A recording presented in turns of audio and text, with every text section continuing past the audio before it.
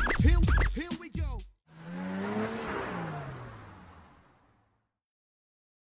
Hey, howdy, hey, everybody. It is Stick Drift, the 42nd of these podcasts. Thank you for joining me tonight. Noah, Rada, how you doing, buddy? Doing good.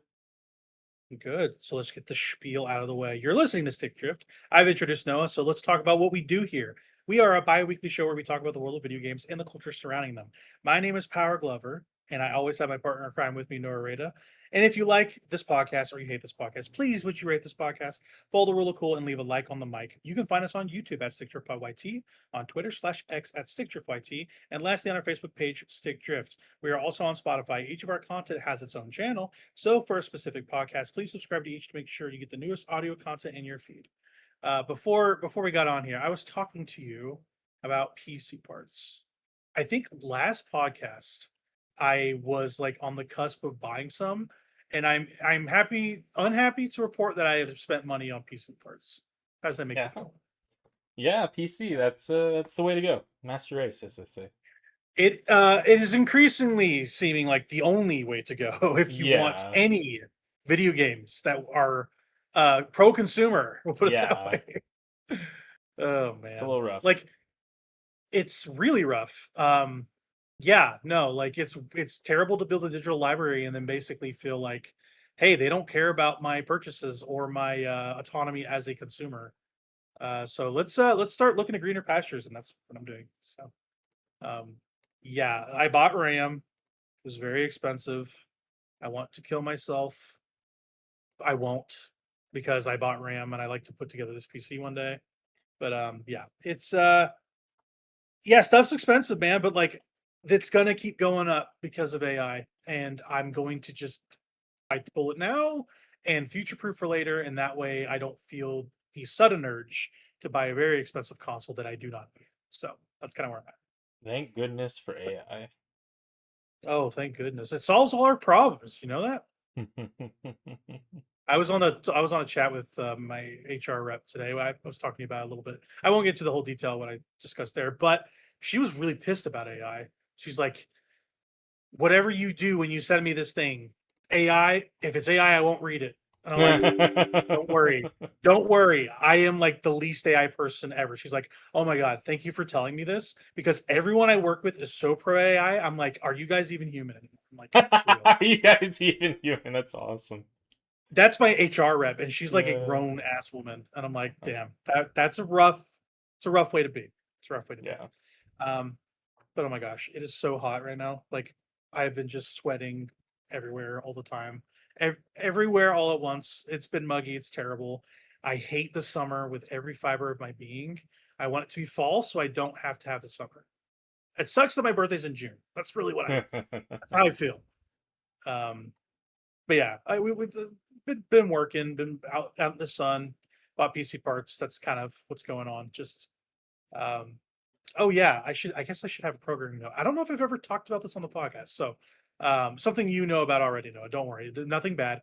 Um, come the end of this year, let's put it that way, near Game of the Year time, I will be taking some time off to enjoy a second child that is hitting my proverbial tower. Put it that way. I will be enjoying a second bairn to my what do we call it? My club, my fan club. Your So fan I club? might Nice. the Glover fan club. Yeah, I might not be around much in December. Just Yep. being real, Makes and we'll sense. have to see how scheduling works around then. But I will Yeah. attempt to record a podcast when the dust has settled. To put it Yeah. that way. Yeah. So Well, yeah, maybe I'll try and record something to keep the channel alive or something. We'll see. well, basically I intend to at least make an appearance in December. I just don't know when this baby's coming. Um, when the baby is here, I will be able to prepare better because this is my second one, not my first. Yep. So I know what it takes. So we'll make it happen. We'll make it happen. Even if we have to Nice. have some shorter podcasts, doesn't matter to me. But we'll figure it out. I've never said that on the podcast, so this is me saying it. So okay, now that the housekeeping has been done, let's talk about some video games, Noah. You have some check-ins, right?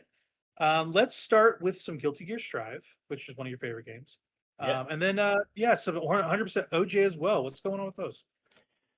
Yeah, OJ, I just played a little bit of it the other day. Just that game's still fun. They're still making updates to it. They're still supporting that game. That game's so old. That game is a 2013 game, and they still support that is thing. is that technically a Flash game or no? No, it's not a Flash game. No. Okay. I've seen it. I'm like, that's Flash adjacent. I don't know. Yeah, it looks But kind of Flash, but they just vibes. recently, I think they ported it to Unity. I want to say, and so now it's running in Unity. So not sure what it was Gotcha. running in before, but so now they can do a lot of like dolling it up and stuff like that. So they're really focusing on quality of life stuff on that. So it's kind of nice. Mm-hmm. Mm-hmm. But Okay, yeah, it's just a 100% fun, OJ. party game. So Yeah, it's Sugoi Mario Party, right? That's kind of the idea. yeah, it's like Mario Party mixed with a TCG, basically. So, yep, pretty fun. Yeah, if you want all your party drugs in one place, there you go. Yep, 100% OJ has what you need yeah. for your quick fix. But as for Guilty Gear Strive, I mean, we played it. I think you were there when we were Yeah, playing it. So, since we've last recorded, yeah, we actually had a whole night of it. It was good. yep. That was the last time I played it too. But we had a lot of fun with it. Yeah, Yeah, Robokai. I was trying out Robokai. He's very fun. Very expressive character for a robot character. It's very surprising what they've been able to do with him. yeah, he's And great. yeah, it was fun. You were playing Sin Kisuke. That dude is aggressive as hell, man. He's fun. I will wave Yep. that flag. I will wave that flag. Yep. He's a great And character. Kisuke is really fun to get up in people's grills with. Yep. Yeah. Also, I was wearing the Edge Runners David costume he has, and it just looks so keynote. It's so keynote. Yeah, it's a really cool crossover that they did. It was really well done, I think. Very tasteful crossover. Guilty Gear is getting another guest character at some point. I'm not sure when it is. Yes, I believe so. Yep. Have they said who it is? I don't think so. No. Okay, it looks like Final Fantasy font, but it might not be. Oh, I don't know. okay, that'd be cool. It would be I don't want to see Tifa. I would want to see Cloud. Yeah, I'd want to see Cloud, not Tifa. Yep. They would not do Tifa for 2 days. They want to spread Yeah. that thing out. Yep. I think it'd be Cloud. Yep. Cloud is very in keeping with their whole vibe. Yeah, that Cloud would fit perfectly with Guilty Gear. That would be fine. I'd accept that. Yep.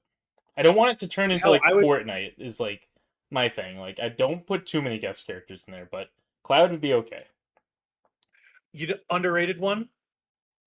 Kate Sith or Barrett? Barrett, I was just thinking Barrett. Barrett would work. Yeah, Barrett would work very well. That's like the perfect one where he's like not as popular of a character. People like him a lot, yes. Yep. but he's not like the dude from that game.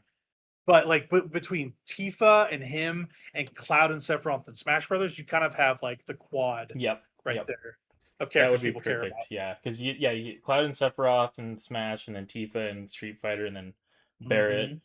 It would be Barrett or Yuffie. Really, would be what they would put in Guilty Gear. Probably. Yeah, that's actually a good one. Yuffie would butt heads with the design of chips enough, so that's why I don't think it would be Yuffie. But Barrett also kind of butts heads with the design of Gold Lewis, so because they would, I would imagine their kits are very similar for both of those sets of characters. So basically, like I see like a Kate Sith if they ever did that. It would be like a Bedman situation where you have like an avatar, like kind of like that, you know. Yeah, interesting. It'd be interesting if they did that. That'd be really cool. That game is awesome, and the more guest characters, the better. That game is so cool. I wish I could be playing that thing constantly, but my group I play with, they get burnt out pretty quick on the fighting games. So not just that, everyone likes bouncing around. Like we'll get to it at some point. We played some Destiny all together, and nobody's playing that right now. After that, everyone bounced off of it, but we had a good time when we did. But yeah, everyone we'll probably go back to it. Like, don't count it out, but no, I'm not counting it out. Believe me, I bought it on Steam on that sale. Yeah, I have that game. Yeah, like in perpetuity now. When you're on PC, we'll play it too. So yeah, that thing's not going anywhere. I don't think they're shutting that thing down anytime soon. So They're not. They're keeping it up in perpetuity, like Destiny 1. Destiny 1 did that, and that game is still up. You can go play those raids. You can do all that. So, Yep. is that a Baja Blast I see, Noah? Yeah, it is. It's a Baja Blast. Is it the lime? Is it the lime? Yeah, it's a lime. Yeah. Yeah, it is. That stuff is so good. I'm gonna go get one here in a minute. They're so good. I was craving them, so I got like a 12-pack of them. Those lime ones are literally all I can think about. They're so good. There. Sorry, that's not video game related, but Mountain Dew is video game adjacent. We'll call it. Right. Hell, I have it down the list. Let's just talk Destiny. We're already talking about it. Sure.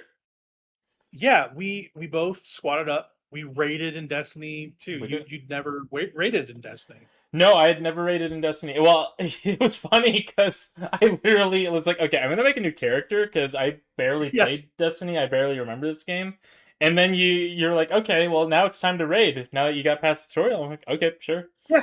And so we all just jumped in. We had a whole raid party on Discord, and all six of us. I thought it went pretty smooth for the most part. Yeah. I had run the raid we decided to pick. It was a Destiny 1 raid. Vault of Glass shipped with Destiny 1 original. And it was my third time playing through it. I forgot most of the mechanics because it's relatively dense if you're not doing it all the time. But honestly, it was like riding a bike. Like I think I messed up once or twice, but like everyone got it pretty good, and we ran it twice in one night. Combined, it took us 3 hours to run it twice, and the second time only 1 hour, under an hour to beat. We cleared the raid. I still haven't gotten the Vex Mythoclast, which is like the gun to get from that thing. Yeah. But yeah, I guess what did you think about the raid? Yeah, it was fun. It was fine. Very MMO, but there's like I don't know, some of the like raid mechanics and dungeon mechanics and things like that. I don't know. They just kind of rub me the wrong way a bit. Like they seem like busy work. Yeah, some of them just seem like busy work.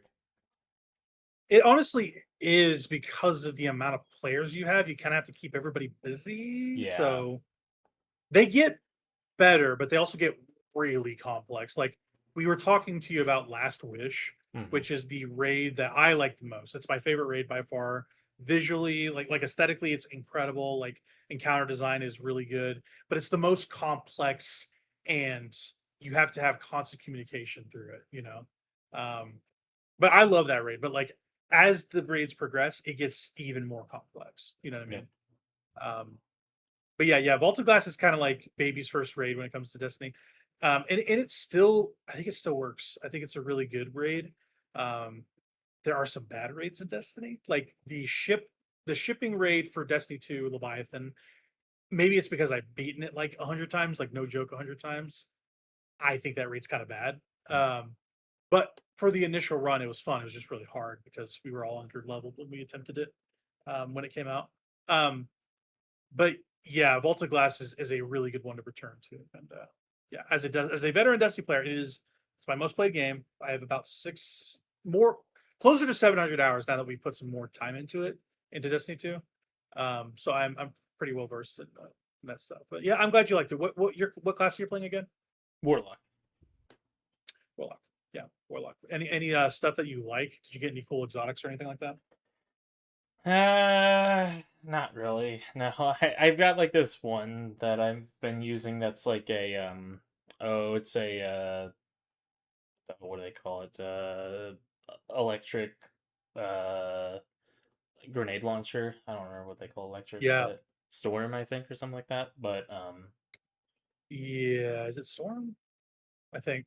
Yeah, something like that. I don't know, but all the exotics have interesting names and capabilities and stuff. Yeah, so. yeah. But it's an alright game. You don't normally play shooters, so no. I was just playing it because everyone was playing it, and it's an MMO type thing. So I was like, oh, it might be interesting, but I'd much rather play like a Final Fantasy 14 if I was playing an MMO. That's a lot more fun for me. Sure. It's a lot less busy work, in my opinion.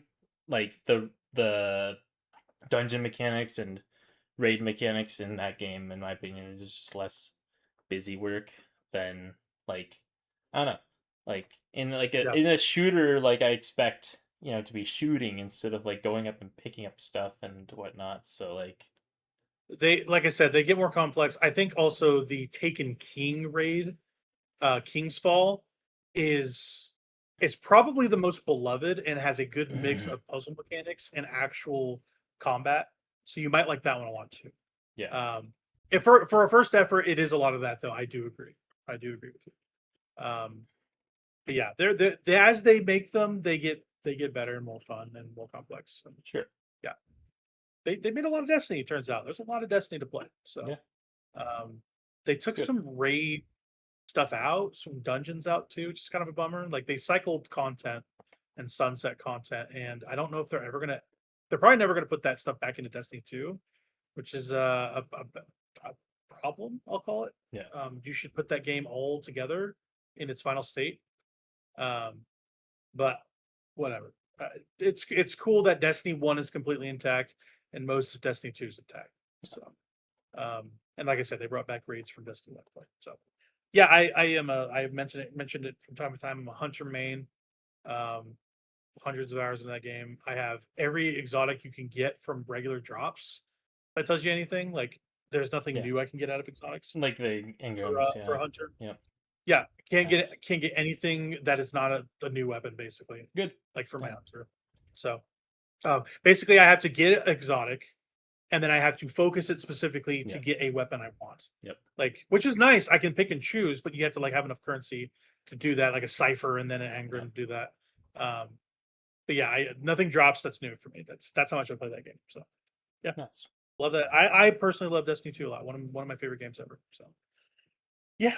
Any other Destiny 2 bits before I talk about some narrative stuff? No, but on the Guilty Gear bit, real quick, definitely Yeah, check please, out please.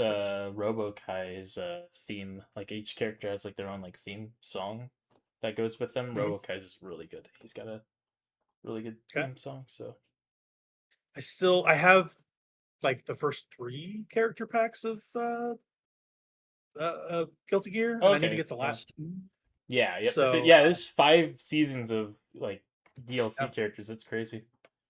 they've supported that game a lot, Yeah, a lot. I think they're just gonna So, continue. I mean, I don't see why they would switch because this game, I mean, there's not much I would improve in terms of the engine.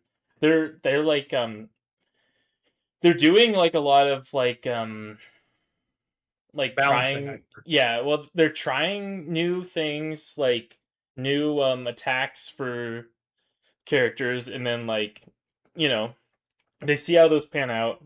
Like for instance, they came up with this system to have this move that each character had access to. I think it was called like a wild charge or something like that.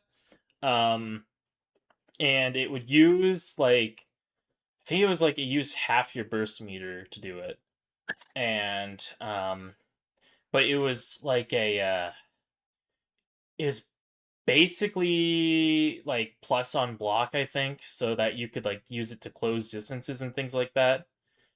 Mhm. And the community pretty much entirely hated it, like the competitive community, because it was pretty free, and like it was just like something that the whole game was kind of getting warped around.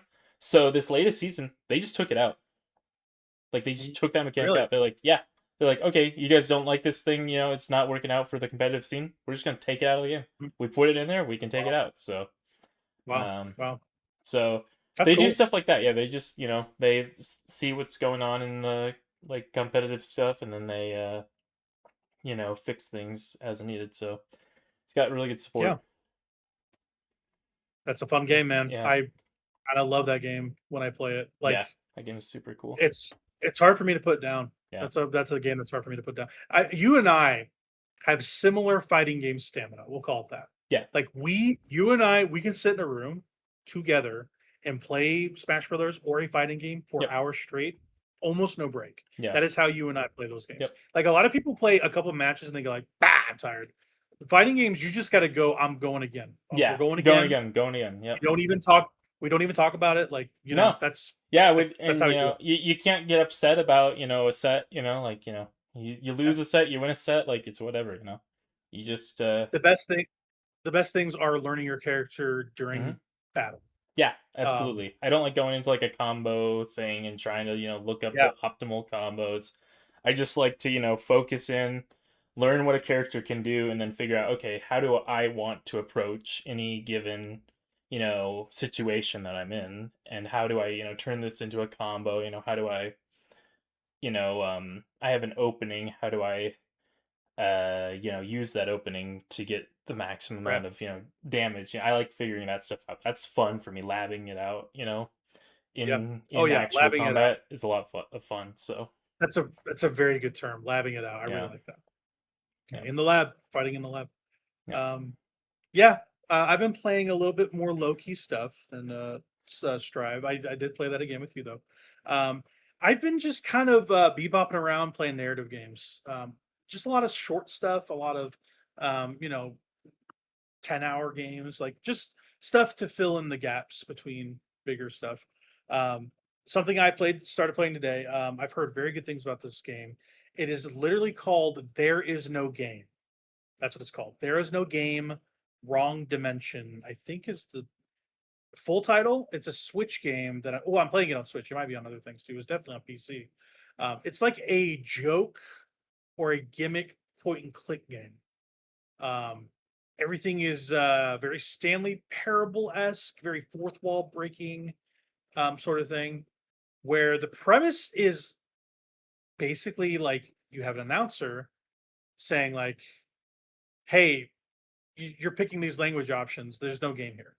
There's no game. You can't play anything because there's no game. I promise you, there's no game here." And as you click around, you're fiddling with stuff, and there's a bunch of like decals on this home screen. You're like unscrewing parts of the iconography and uncovering like hidden buttons and stuff. He's like, "Oh, don't unscrew this plate. There's a button back there that says, you can't press it. I'm shutting the door on you." And he shuts this virtual door at you, and he locks it. And he's like, "You can't. There's no game here. This button is behind this door. You can't get behind this door." And you find different ways to circumvent basically this like I don't know this narrator figure to break into this computer program that has a game to it. It's really weird. I've really never played anything like it, but it's like I said, very fourth wall breaking. um it kind of defies uh d- you know talking about it. Like, you kind of need to just see it for yourself. It's a really interesting thing. It's obviously a video game. It's interactable. Um, it's not like a movie or anything. You are trying to suss out the jokes, is really what this thing is. It is You're trying to get into the meta layer of this point and click adventure game. And it's got some good jokes. It points a lot of fun at um, the genre it's in and the medium of video games. It's worth a look. It came out a few years ago. I recommend it so far. It's definitely piqued my interest. I played about an hour today, and it got pretty far. I got past the first setting of him saying "there's no game" to another wallpaper screen with a squirrel on it and a bunch of files I have to open up. And as you click in each file, there's like tools to unlock the next file and stuff, and try Was to this get on like deeper. PC? It's like a fake operating system Oh, that you okay. are playing. Okay. Yeah, yeah, it's like a faux operating system Yep. with like fake file folders and Okay. stuff. I'm tracking. Like the screen I ended on was called Squirrel OS, Yeah. basically. Yep. And so they're doing like this fake template, and trying to keep you out of the game portion. Yeah. The meta joke is you are playing the game. That is the game. Yeah. Pony Island So was kind of yeah, like that, so I kind of get that. it's very Pony Island. It's very Stanley Parable. It's very uh Inscription, very Inscription, Mm. stuff like Did you that. ever These play a meta. Hypnospace Outlaw? Yes, it's exactly like that. Yeah, Actually, it Hypnospace is. Outlaw is good. It's not like that vibe, like that Mhm. 90s Mm. like AOL vibe, Yep. but it's as close as you can get to that. without completely imitating. So That game's cool. yeah, I think if you like that, you'd like this game, Noah. Yeah. Yeah, if you see it on sale, I would check it out for sure. So Yeah. that's There's No Game. It's gonna be a quick thing, I think. So I'll probably update it next time. We'll see how it goes. Another quick one. I played Florence. Florence is an interactive experience. We'll put it that way. It's basically a whole relationship divided into vignettes, small little playable chapters of this girl's life. This originally appeared on phones, I think, Florence, and maybe Apple Arcade as well. But this came to Switch a while back. It was on sale. It was like $2 when I got this thing. But Florence is indie as all get out. I'm not sure who published it. I'm not sure who published this at all. But it's from a small team of like a few developers, I'm pretty sure. And it seems like a pretty personal story about this girl meeting a guy kind of spontaneously and the peaks and valleys of their relationship. And it's like a 30-minute game, barely 30 minutes. But it's clever. And apparently it won a lot of awards when it came out. Florence, for its kind of like quirky, interesting, like interactable segments. Like a standout mechanic is when you're having a conversation with your significant other, you have to build speech bubbles to reply to them by just like dragging puzzle pieces to a literal bubble into place. And they subvert that a little bit as their relationship kind of crumbles, by basically like he starts putting his pieces in quicker because he's arguing with you and you need to keep up with him to keep the argument going, basically.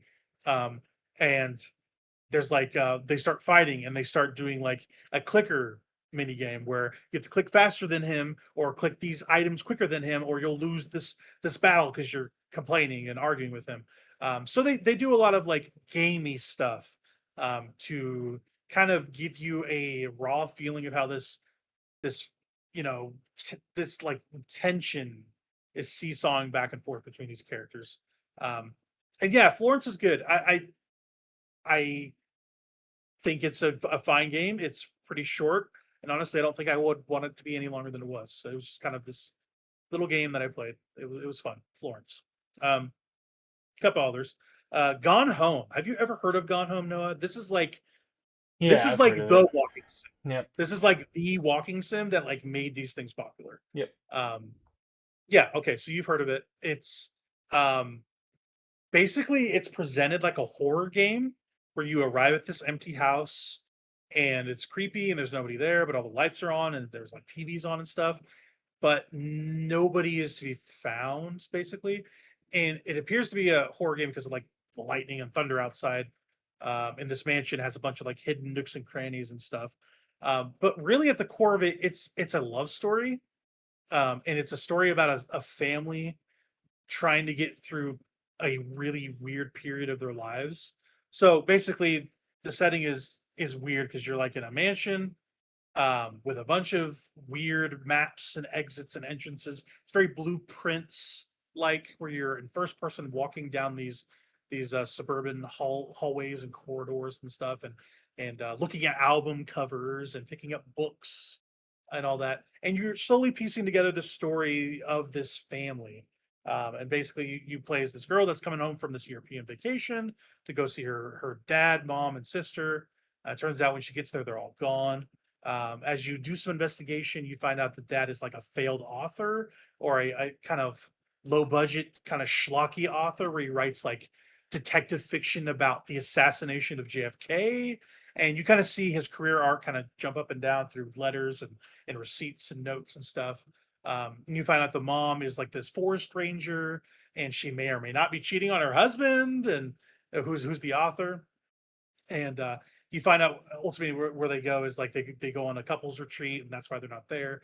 But the sister that is in relation to the main character, you're the main character, I think it's Katie. The sister is like the main focus of the story, where she fell in love with somebody, this girl, and she's basically wrung out over it. And the arc of the story is like she's leaving notes for you, she's leaving journal entries and stuff, and kind of obvious places, which is really weird that all this stuff is just kind of hanging around this house.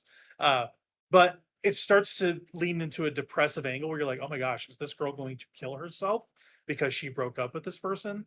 And you find some like red stains in the tub, and you're like, oh my god, is this actually a horror game? But it turns out it's like hair dye. You know what I mean? So it's like it's always like kind of pushing and pulling you back and forth. Yep. I think it's really fun. I understand why people like this game. I understand why it's like the prototypical one of these. It's the storytelling is really good. It's all environmental storytelling and audio logs, basically. When you pick up a key item, there will be a voiceover from your sister saying, "Oh, this is this scrapbook that I made for this show we were going to, me and my girlfriend and all this stuff." And yeah, I liked it. It was good to kind of see what this actually was because I like indie walking sims. It's one of my things that I like.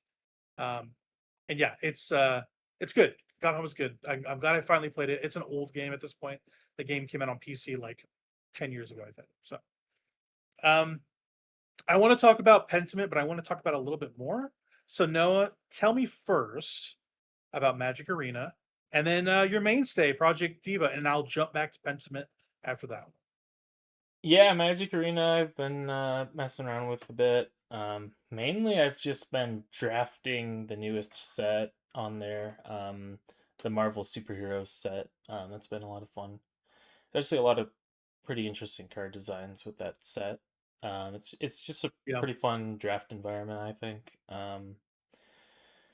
And I just like drafting in that game in general. That's probably my favorite way to play that game because you just get a bunch of cards and then you just pick the cards that you want, and then you pass the others, and it's just a fun way to engage with the game and to try new cards and strategies. So Would um, that be a good way for me to just play Magic casually or not really? um, Arena has a lot of issues. Arena, they really want your money, so they're not very free to play friendly. Mm, So pretty blatant yeah, about that. Mm, yeah. I'd say the best way to play like casually is just to get some friends and hop on Tabletop Simulator and play Commander, to be honest. Just pull up yeah. a precon and then just play a precon until you get comfortable with the game. And then you from there you can start to look into building your own things. But yeah, I'd say casual Commander is probably the best way to engage when you're just trying to get Okay. into the game. Um, Gotcha. yeah, Okay. Magic the Gathering. I would like to get more Magic cards, I think, Noah. I think I'd yeah, like to do that one. yeah. Magic is pretty cool. Um, yeah, um the last like Universes Beyond set for this year is gonna be Star Trek. Um, Mm, okay. so I guess they got three lined up next year that are unannounced, but um, the next like Universe Beyond thing I'm looking forward to that's coming out is they're doing a whole commander deck, like a commander deck that you can buy, complete like a precon, and it's a Hatsune Miku commander deck precon. So There you go. You're yeah, definitely getting that. Yeah. hopefully if it doesn't get scalped, because the last time I tried to buy one of those things was a goblin one, and it got scalped. So Ouch. I wasn't They able to have buy bots it. ready, you think? Yeah, yep. I was in line for it, like in a virtual line for it, and then like an hour into the line, it was just like, yeah, by the way, this thing's sold out already. Sucks to suck.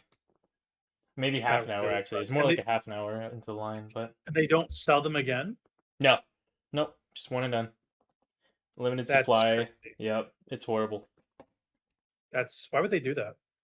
To feed the scalpers, I guess. I don't know. Like, why wouldn't you want to They sell would more think product?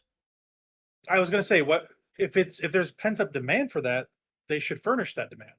You would think, but that's not how these That's, card games work for some reason. that seems like anti-capitalist, dude. Like, dude, they don't like Yeah. money. They don't like money, Like, what's up with evidently. that? I know, that's what I've always thought too, but I guess it's probably has to do with like wanting to appease the scalpers because the scalpers will buy their product quickly, and I don't know. That is wild. I don't Yeah. understand that. Yep, that's Um, how all these things work though. That's how Pokemon works, that's how Yu-Gi-Oh works to some extent, not as bad, but and One Piece is getting that way too. A lot of people are buying up One Piece now. One Piece is getting popular, so that card game is kind Yeah, of getting I think expensive. and I think it's because the show's kind of reaching its final stage too. Hmm. People are really gearing up for the finale stuff. Like, Yeah. let's put it this way: the final boss of One Piece has appeared, for all intents and purposes, and people are like bracing for that, and I think Yeah. they're preparing for it. So it's becoming more popular. Um, yeah. So also on the topic, that Final Fantasy um, deck that came out, Final Fantasy VII. Well, I think it was literally seven, wasn't it? It was like the biggest The entertainment pre-con that you launch played, ever. or what do you mean? Well, it's okay. So like their entire vertical of Final Fantasy for Magic. That was Yeah, like Final when they dropped Fantasy. that, It it was was the every biggest one thing of ever. them. Yeah, yeah. Yeah. It was 1 through fifth or 16. 1 through 16 specifically Yeah. was what that set When they was. when they dropped that, it made $2 billion in one day. That is Yeah, the highest grossing entertainment launch in world history. yeah, Um, and to put that into perspective, okay, I know I'm talking about this game a lot because it's literally the biggest game that's ever going to be released in the history of the planet. Grand Theft Auto 6 already has pre-orders, $5 to $6 billion in one day. yeah. Like, it's going to blow that biggest metric out of the water. That's how big that game's going to be. Just for comparison's sake, Yeah. in one day they expect to make billions of dollars. Yep. Yeah, that's crazy. That's crazy. Um, yeah, I heard that stat today on the news show I listened to. I'm like, holy cow, that's insane. But yeah, That's insane. It's a small percentage of a GDP of a country. uh-huh. So That Final Fantasy set did really well for Magic though, mainly because both the Final Fantasy people, were like, Final Fantasy, like, that community is really big, and it's really like, they'll go out and like actually engage with things that aren't, Final Fantasy, just to do more Final Fantasy stuff. yeah, So I got a lot of people playing Magic. But also the Magic players themselves really like that set. Like, I don't know a single person who said, Final Fantasy was a bad set. Like, everyone enjoyed that set because it felt very Magic the Gathering. The Final we'll Fantasy put it this set way. felt very Magic the Gathering.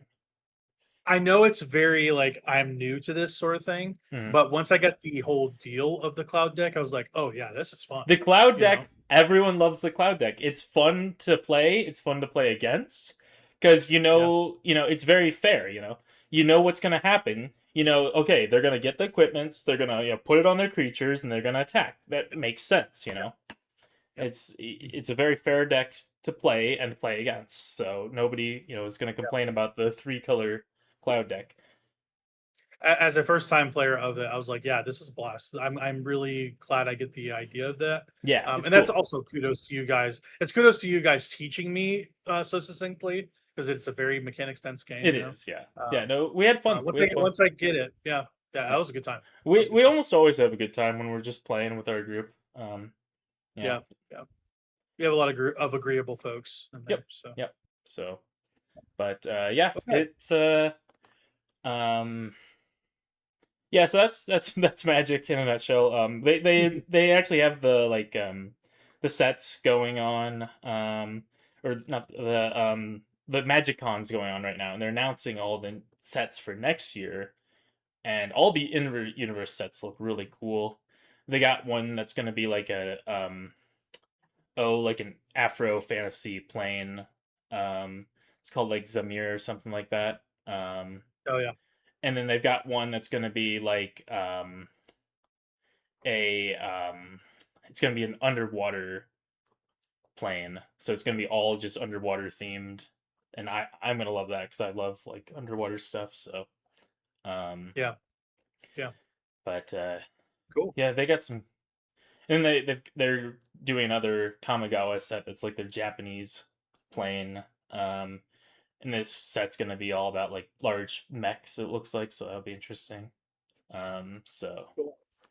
yeah, so they got a lot of cool stuff on the way for that. But yeah. And then Nice. with the Project Diva stuff, I had to Yeah. go in. Do you have any?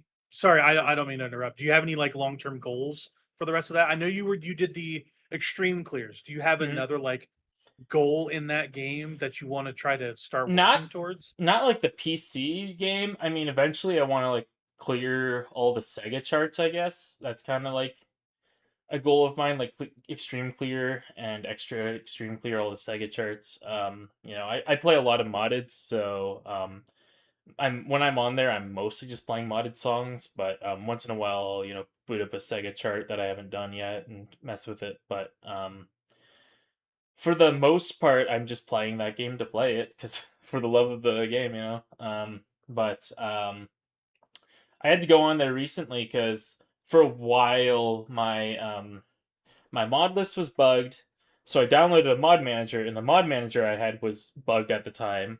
So I was kind of in like this catch-22 or whatever of like, okay, I just can't fix this without like either getting rid of all my mods and starting over, or whatever. But so I put it down for a few months, and then I came back to it, and now that mod manager I was using was updated and working properly, and so I was able to find the mods that were having issues and fix those and refresh my whole mod list and add new mods, whatever. And now it's working great. I've got like close to 250 mods in that thing, and it's Oh working wow, great. So yeah, I've got like over 2,000 modded songs. Yeah, that's cool. I always love watching you play that game. It's so entertaining. yeah, that game's a lot of fun. I just enjoy just clicking the buttons. It's just a fun game. Yeah. I've been meaning to be in chat this week, but I've been just kind of watching a lot of new movies. So Yeah, most of my nights have been spent doing that. So yeah. one of these nights I'll get you playing that and I'll watch it. So Oh yeah, yeah. cool. Cool. So Miku Project Diva. That's cool. That's cool. Yeah. Uh staying on the narrative tip, I beat Pentiment finally. I decided last Sunday that I was like, okay, I'm sitting down and I'm beating this game today. I don't care what it takes. I brought this up twice on the podcast. It's going to be done today. And boy, howdy, did I sit through that game and love it. That is, I think I would measure it up in terms of writing prowess with like New Vegas, which is also an Obsidian game. Red Dead Redemption 2, like it's just incredible writing. Mass Effect 2, maybe. It's some of the best video game writing I've ever seen. Um, so I've talked a little about Pentiment, but now that I've really experienced it, I kind of know what its deal is. So at its core, it's a narrative, not walking sim game, but it's like a game like A Night in the Woods. It's a walking sim adjacent narrative game where you're talking to people in a town, and you're attempting to solve a mystery, very Night in the Woods style. And it was I talk about them all the time. No clip. I had a documentary about the making of this game, and the developers Obsidian and Josh Sawyer and all those people, this small 13 person team.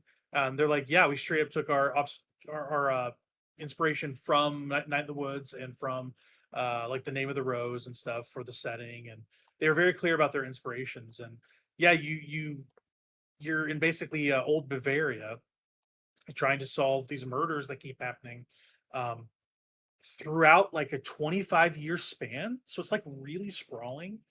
You start as playing as this artist named Andreas. Um, you play as him for the first two acts. The first act, you're kind of in your 30s, and you're residing in this monastery, finishing this manuscript and these illustrations for a wealthy benefactor. Um, and when you're done with your project, you're going to go open up a workshop back home and get married and stuff. So it's kind of like the first. It's like the first, or it's like the last kind of escapade of his on his Wanderjahr. They call it his Wanderjahr, where he's traveling the world and learning and kind of taking on these disciplines and working and stuff. Um, and what follows is you find the wealthy benefactor murdered. You have to find out who that is.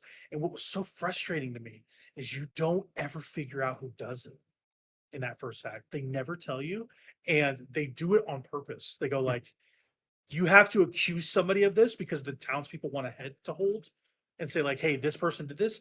You have to decide who it is, and they never tell you if it's right or wrong. I've never seen a game do that where they go like, listen, man, you might have just killed somebody for no reason, but they will not tell you. They don't even tell you by the time the game wraps. And I think that is so brilliant that you have to make a real choice that has terrible consequences. And there's no like, the finale of that is like, they don't tell you if you were right about it. Like, that's such an adult choice to make. And I'm like, okay, that's insane. Act two, another murder happens and you have to solve it, but you're a little older this time. You've since left and come back after dealing with the outcome of your first conviction, and you come back and it happens again, and people are like, "Oh my god, you're back into town!" Like every time you come into town, people die. Like, what's the deal, Andreas? And so you have to find another who killed this person now. Like, who are you going to convict this time? And so it's a murder mystery. And by the time you get to Act Three, like it's 25 years since the beginning. You play as a different character that was a child in the first act and was a toddler in the second and an adult in the third.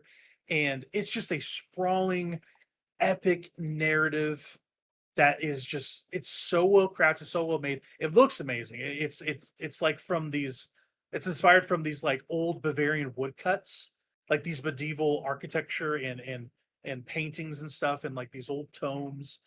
They took a lot of inspiration from like I said, Name of the Rose, which is a movie about monks in a monastery with like Sean Connery. Like there's a very specific vibe of this century that they just nail. And every character talks in this specific script, basically, that is befitting of their station. So for instance, peasants will talk in peasant script, monks will talk in very elaborate monastic script. You'll talk in very like artistic script because you're an artist. There's just a lot of touch and a lot of flair, and the music is also just incredible. It's one of my favorite narrative games. It's like this and Valhalla, and this probably slightly edges it out because of how sprawling and how deep the narrative is and how good the writing is. Because if I had to pick some nits, I think Valhalla has really good writing, but it could be great, and I feel like they lean too much on weird Tumblr humor sometimes. But that's kind of just a taste thing for me. But Noah, are you a history buff at all for anything? Yeah. I Like, actually am a huge history buff. I love history. I think you would love this game, dude, because I'm a big history person for specific time periods. It is an adult game. It's a you have to be very patient with it. Hmm. But if you're willing to give yourself the time to read it, it's brilliant, man. Yeah. It is one of Obsidian's best game. I think it's like top 3 best games that they've ever made, Obsidian. It's like, I would say it's New Vegas, it's this, and then probably Outer Worlds 2. Like it's right there. Um, I I will be extolling this game's virtues to anybody who will listen. If no one knows about this game, please play Pentiment. It's brilliant. If I played it like the year it came out, it'd be a runner up for Game of the Year. That's how much I like this game. Um, so it might be pretty high on my like our Game of the Year awards for like backlog game. This might be my favorite backlog game besides Resident Evil 4 this year. So we'll see how that shakes out. I'm not sure, but yeah, that's Pentiment. I freaking adore that game. I'm so glad I finally finished it. So yeah. I own this thing, so I'll install it. Oh, you do? Oh, dude, you really should check it out. Yeah, yeah. Don't take it from me. Like I, I know how this goes. I've been thinking about this a little bit. When I recommend you something, sometimes I feel really effusive about something, and maybe you're trying to look for like my marks and then compare that to your experience. I don't think you need to do that here. Just take it in, and if you like it, you like it. You don't, you don't. This game's not for everybody. Yeah. But if you like history, it's worth a look. I do. Yeah. Okay. Okay. It's definitely worth it. But like I said, a lot of reading. So be patient. So yeah. I want to talk about some driving stuff. But since I went at length about Pentiment, Noah, tell me about Smite 2. We're kind of jumping around in the dock, but that's okay. Yeah, Smite 2. I played like one night of this thing. I had a group that was wanting me to play it with them. And yeah, it's all right. I don't usually really play a Yeah. lot of MOBAs. I've played a bit of Smite 1, and I've played a bit of League. But Yeah. it's not really my genre. I'm the type that, I do like the 1v1, so I do like going, solo lane, top lane, whatever you call it, and whatever MOBA. Right. I like that Right. solo lane where it's just me and the one other person. Maybe the occasional, jungle ganker will come in, but other than that, Mhm. Yeah. so I like, playing like, the tanky bruisers, the ones that, take a little bit of maneuvering and finagling and a little bit of action in there, not just clicking around, clicking buttons, but actually having to engage with the other person in the lane, but so that's what I was doing with this, playing some solo lane. I don't remember all the names of the characters I was using, to be honest. They were all like sword knight type characters, and then I was So using freaking yeah. what's his face, the freaking serpent, a Jormungandr, something like that, from Oh Norse yeah. mythology. Yeah, they got him in there, so I was using him a bit too, Yeah. but mostly just like knight The, characters. I was gonna say the gimmick with Smite is that they're like mythological gods, right? Yeah, yep, exactly, yep. Gotcha. Gotcha. So And they have like, didn't they have Aang in this game, like avatar things in this game, or am I wrong about they that? might have in the first one, but this is the second one, and I didn't see any crossover stuff Oh, going on. Yeah, okay, they're starting with a interesting. I fresh remember slate. it being in. I think it was Smite 1 actually. Yeah, Yeah, I think you're right. that's funny, Gotcha. but Gotcha. yeah, no, it's all right. It's a MOBA. It's just a kind of a prettier attempt at Smite because Smite's getting pretty old. Um, Yeah, it's an and old game. it's a little buggy, but it's still in like the pre-release alpha, whatever, maybe beta. I don't really know, but it's not the full release yet. So they're still testing a lot of things, working on a lot of things, but for the most part, it ran just fine and played just fine. Um, wasn't the most janky thing I've ever played, so I had some fun with it. Yeah. But I don't know if I'd see myself playing it a whole lot without like people specifically asking me to play with them. I don't know if I'd play it a whole lot. Because Mhm. it's not something I'd play on my own. but Makes sense. Yeah. Yeah, that makes sense to me but for yeah, sure. I just kind of checked it out Okay. because people kept asking me to check it out. So Yeah, yeah. I've been Smite curious, but for Smite 1, so I don't think I would play it 2. Put it that way. I used to have a coworker that was way into Smite, and he would try to tell me to play, and I'm like, "It's not gonna happen, buddy. Sorry." it's okay. I hate the first year. Smite one's okay. Yeah, I'd probably take it over a League, except I kind of like the characters in League better. But the Yeah, gameplay of me too. Smite, I think I like a little bit better. So Riot's done a lot of work on like League's characters to make yep, them enticing yep, for regular folks like you and I. yep, So, like Arcane was a yeah. massive. Arcane was awesome. Yep. It's so funny. People watched Arcane and like, what did this come from? And they're like, oh God, I don't want to play League. Yeah. You like every time I watch Arcane, I'm like, hey, I want to play League again. And then I play. I'm like, oh yeah, I remember why I don't play League now. Then you're like, I'll go back to Arcane. Oh my gosh, this show is so good. Why don't they have a season 3?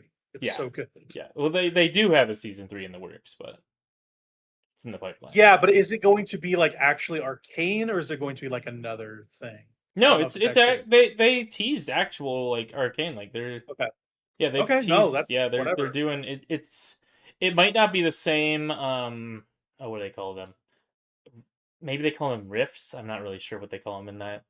Oh, But the is it same going to be plane, Buy-in whatever. Jinx? Is kind of what I'm saying. You know what I mean? Like It it's won't. probably called It's not going Arcane, to but be. It's not going to be Vi. It's not going to be. Yeah, it's not going to be any of those people. It's going to okay, be a different set of League characters. But cool, cool. um, I mean, dude, like Fortiche, the that story of new Zon beta. is kind of just like it's kind of wrapped up in a neat bow. I think. For the most part, I Gotcha. think that Yeah. they've done enough with that setting. So Right. Well, yeah, Piltover and Zon, they kind of cover both Yep, pretty yep, well. yep. So yeah, I would be interested. Fortiche is an incredible animation studio. That like painterly French style they have is It's really so good. one of one. It's really good. Great looking show. The only Um, show I've ever watched that mimicked that was To Be Hero X, and it was only for yeah, half of the anime, and then they just went back to like a yeah, traditional anime style after that. It was very confusing, very jarring. Like they yeah. gave up That's on really that great. painterly style like halfway through it, and they kind of lost Yeah, me after that. I saw some clips on TikTok of that thing. I was like, oh my gosh, this is what this show looks like. Oh my god, Not the whole show, so yeah. cool. It's just like it's like Damn. 2 or 3 of the arcs of the show. So it's like a total of like What 6 to 9 episodes, and then after that they just go to a traditional, anime sort of style. So did you watch Blue Eye Samurai? yes, Okay, it's very Arcane is very similar to that. yep, You know what I mean? Like yep, that style is kind of in the same style. yep. So yeah. Anyway, something that's stylish, I guess, is GTA. GTA 4 is awesome. Okay. I am definitive about this now. I played 25 hours of GTA 4. That game is rad as hell. I love GTA 4 so much. I wish I played it before 5 because 5 kind of really sucks in a lot of ways. And I kind of think it's amazing in other ways. I'm super mixed on it. If you want my full thoughts on mid game to late game GTA 5, listen to the last podcast. I'm just basically here to say I beat 5 and I was very happy to spoilers kill Trevor because that is the most detestable video game character I've ever dealt with in my life. So the end of GTA 5 was very satisfying for me because I got to kill a terrible protagonist. So that's cool. Um, but the thing I really want to talk about is how good GTA 4 is. Brother, let me tell you, GTA 4, a lot of good Serbian radio on there and good music. Can't stop listening to Nochu.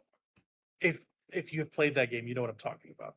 There's a lot of good stuff about GTA 4. It's actually funny, and not in a weird, gross way. It's like in a wink and nod way, in a way that GTA 5 was trying to be, but the actual writing is bad in that game.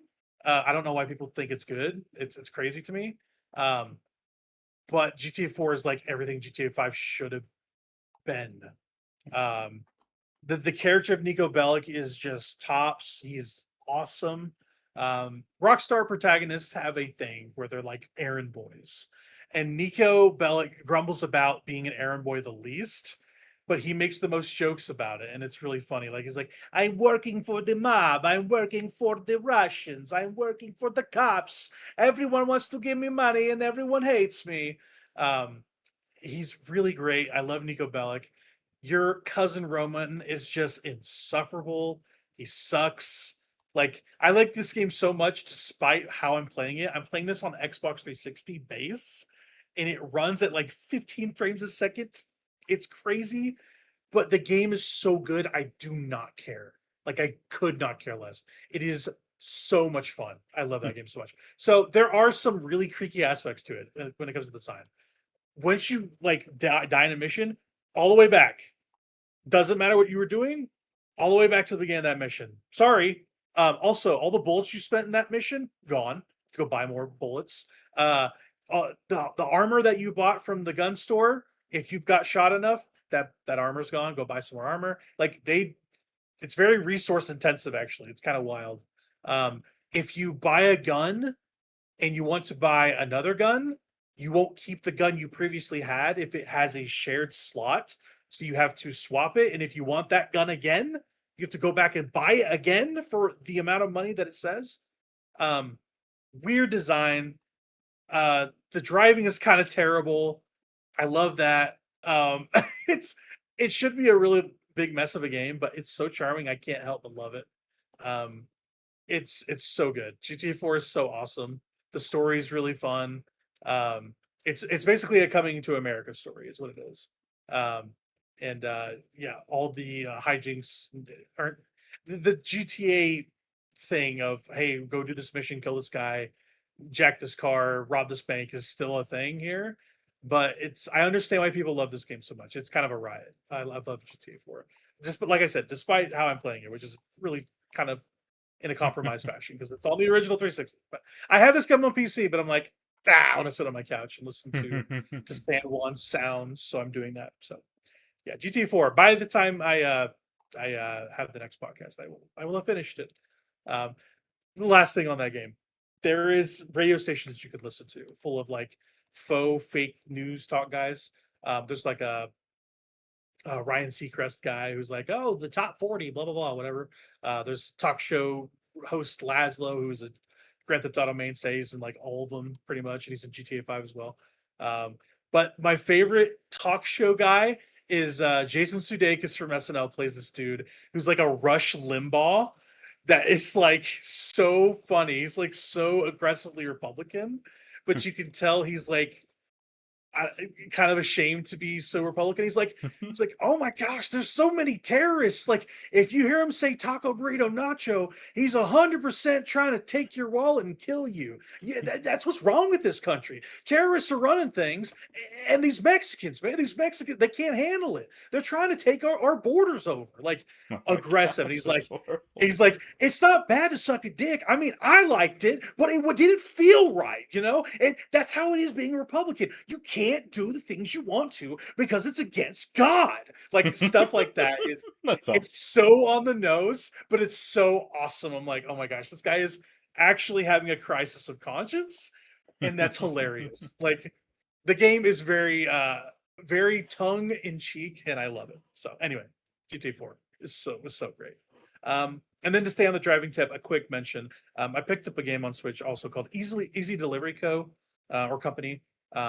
It's a really cool one of these. Like, I kind of want to keep this the driving game block. So this is what that is. You're delivering packages in this like Arctic tundra. You play as this little cat character, but if you stay outside your truck for too long, you'll freeze, and that's not good because you'll die.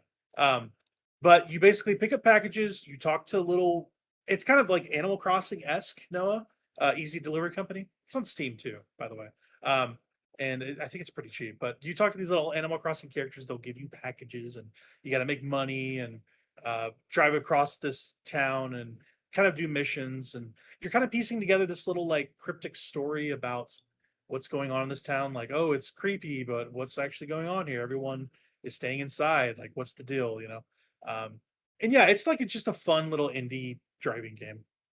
I'm a sucker for package delivery games because of Death Stranding, and this is one of those. You can like put a bunch of stuff in the back of your truck, and like it's like a bunch of boxes they stack up, and if you drive too fast or wherever, they'll fall over. And the game's like, if you don't lose them all, it's all right. Just watch them fall. That's cool.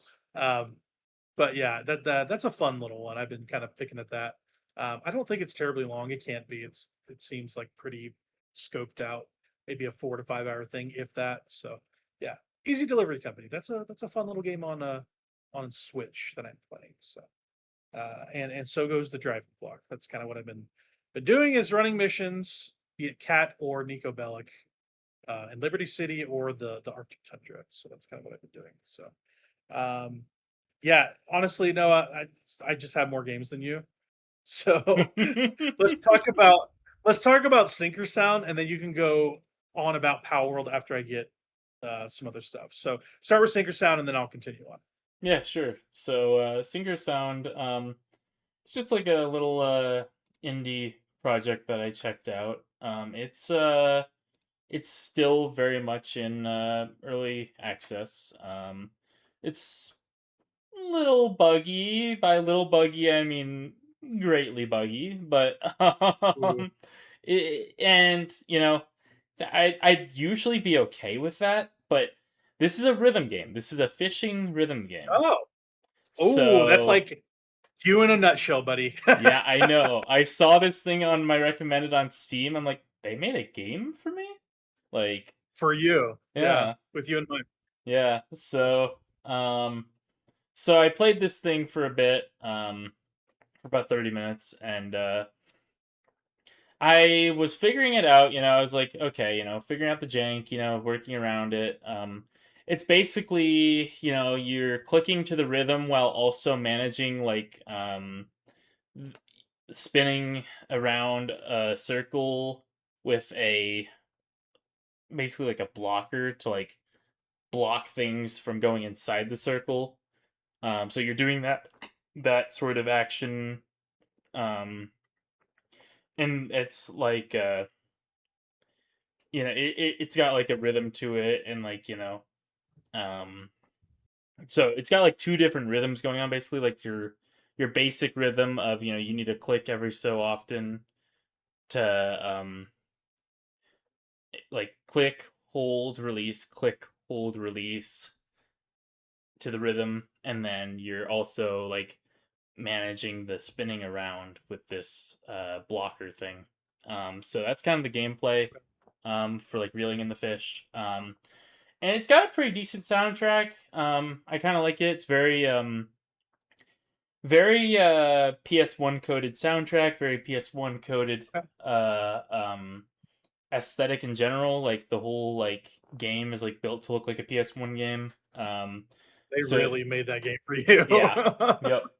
So it plays That's like funny. a PS1 thing, except obviously it's a mouse and keyboard game, but it it's cool, but it needs a lot of work. Which they're still in like patch 0.4 point whatever, so like they know that it needs a lot of work still.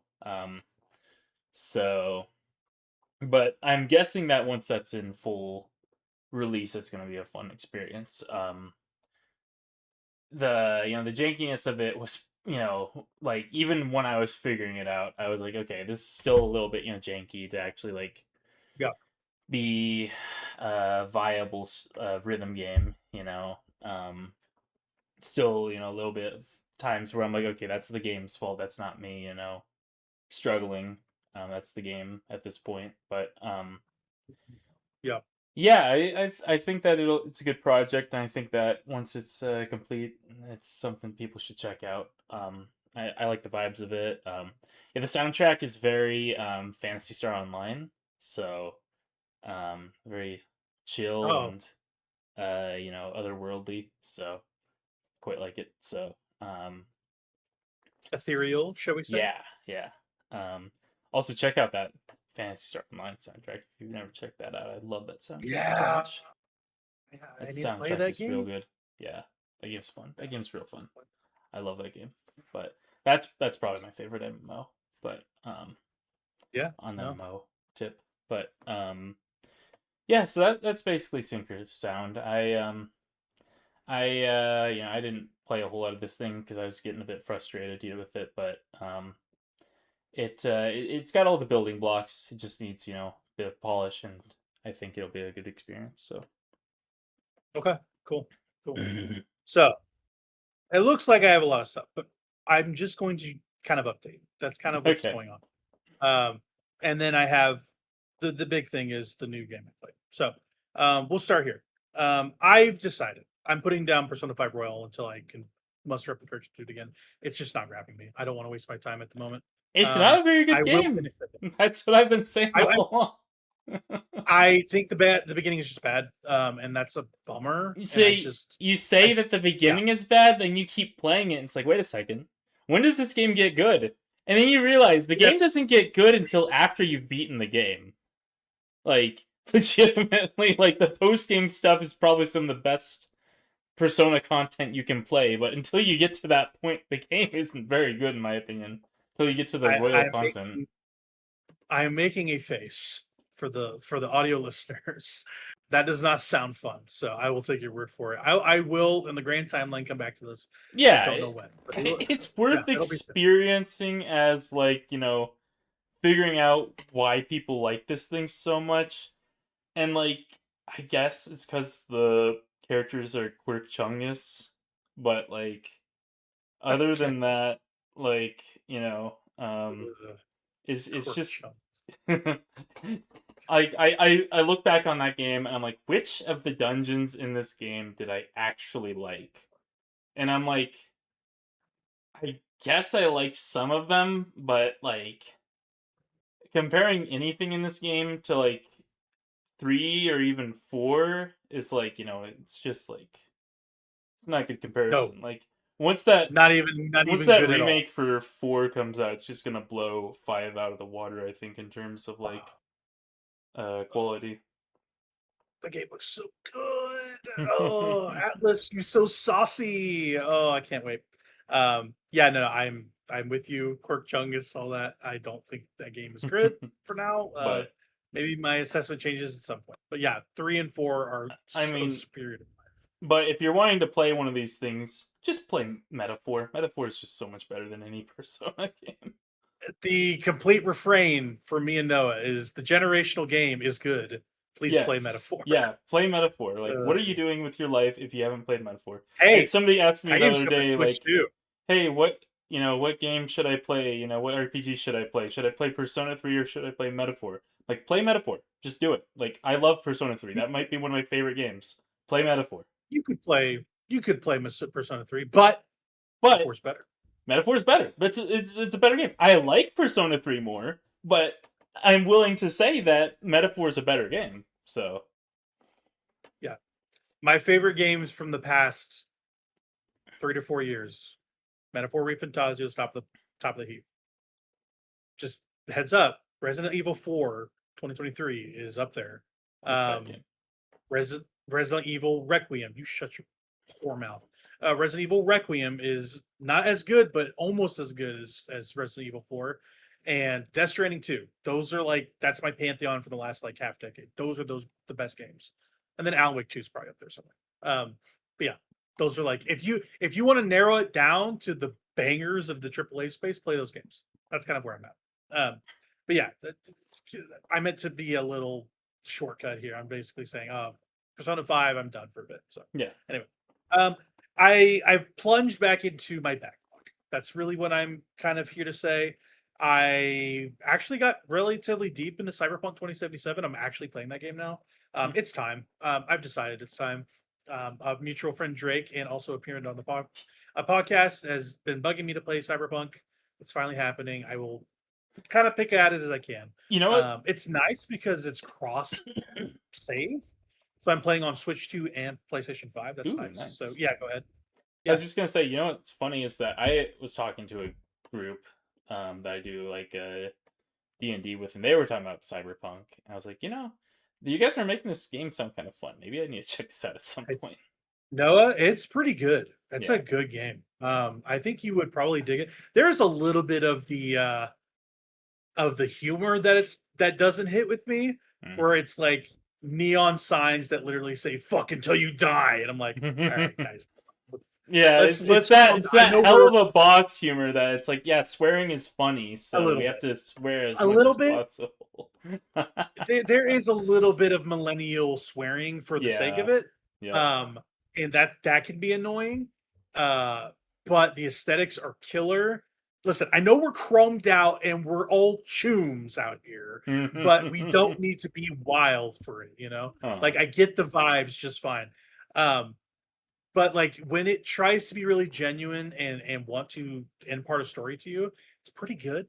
It's pretty good. And it also is really it's a stunning looking game. Like, they've taken their time to fix this game. It runs well, looks well, it's chock full of content, and I hear the DLC is some of the best ever. Like on the level of like a Blood and Wine, Hearts of Stone for Witcher 3. So yeah, Cyberpunk. I'm probably doing it, and I can port. It's very good. So I like. I'm 4 hours into it, 5 hours into it. So nice. I like in the notes you have written Cyberpunk 2007. I want to play that game. I'm sorry. No, that's cool. I think it's awesome. I've been thinking in my head all this time, like, man, 2007, that was a pretty decent year. Thinking back, like, a Cyberpunk 2007 sounds really cool, though. Think about it. Did you think about it? That's so Quirk Chungus of me, dude. You're right. No, not Quirk Chungus. It's over. Anyway, it's over. It's so Jover. It's so Jover. It's not even funny. But yeah, I'm playing that game. If you're gonna take anything from this podcast, Noah, play Pentiment, play Cyberpunk. Those games are great and they're old and they don't cost you any money because you probably bought them already. So, you can't. They're not going to milk you for live service money when you're playing single player stuff. There you go. Not till 2028. Yeah, no kidding. So to stay on the backlog tip, I restarted Mass Effect 1. I am such a huge fan of Mass Effect. It might be my favorite sci-fi series, even over Star Wars. I think Mass Effect is better than Star Oh, Wars. oh, Yeah, I know. Heresy. Mass Effect 2 is literally one of the best games ever made. So I am doing this long series just on my Substack where I am ranking RPG characters, kind of. And I'm starting with the Mass Effect series. I'm going to rank all the best characters in those games just over time, and I'll do it at my own pace, and I will compare them against other RPG series. GTA also counts, by the way. That is a Western RPG, or European RPG, whatever. Those games are from Great Britain, right? Primarily. Rockstar games count. Bethesda games count. Like big long RPGs with characters in them, that counts. So Mass Effect is how I'm starting. Those games are incredible. The Mass Effect Legendary Collection is what I'm playing. That is the best way to play those games, and I highly recommend it. If you like a great narrative with great characters, that's maybe the best series.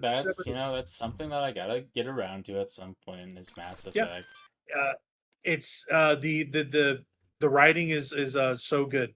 It's up there, man. It's like I rank a Pentiment, I rank a Red Dead.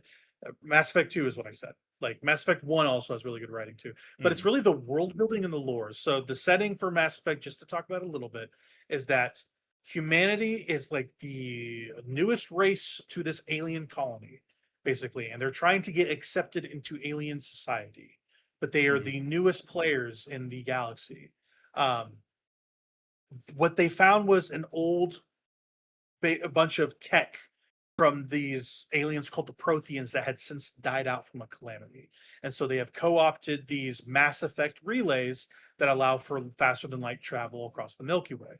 And so you play as Commander Shepard, who is learning to become a Spectre, which is a representative, a military representative for the human race on behalf of the human race to this council, this alliance council.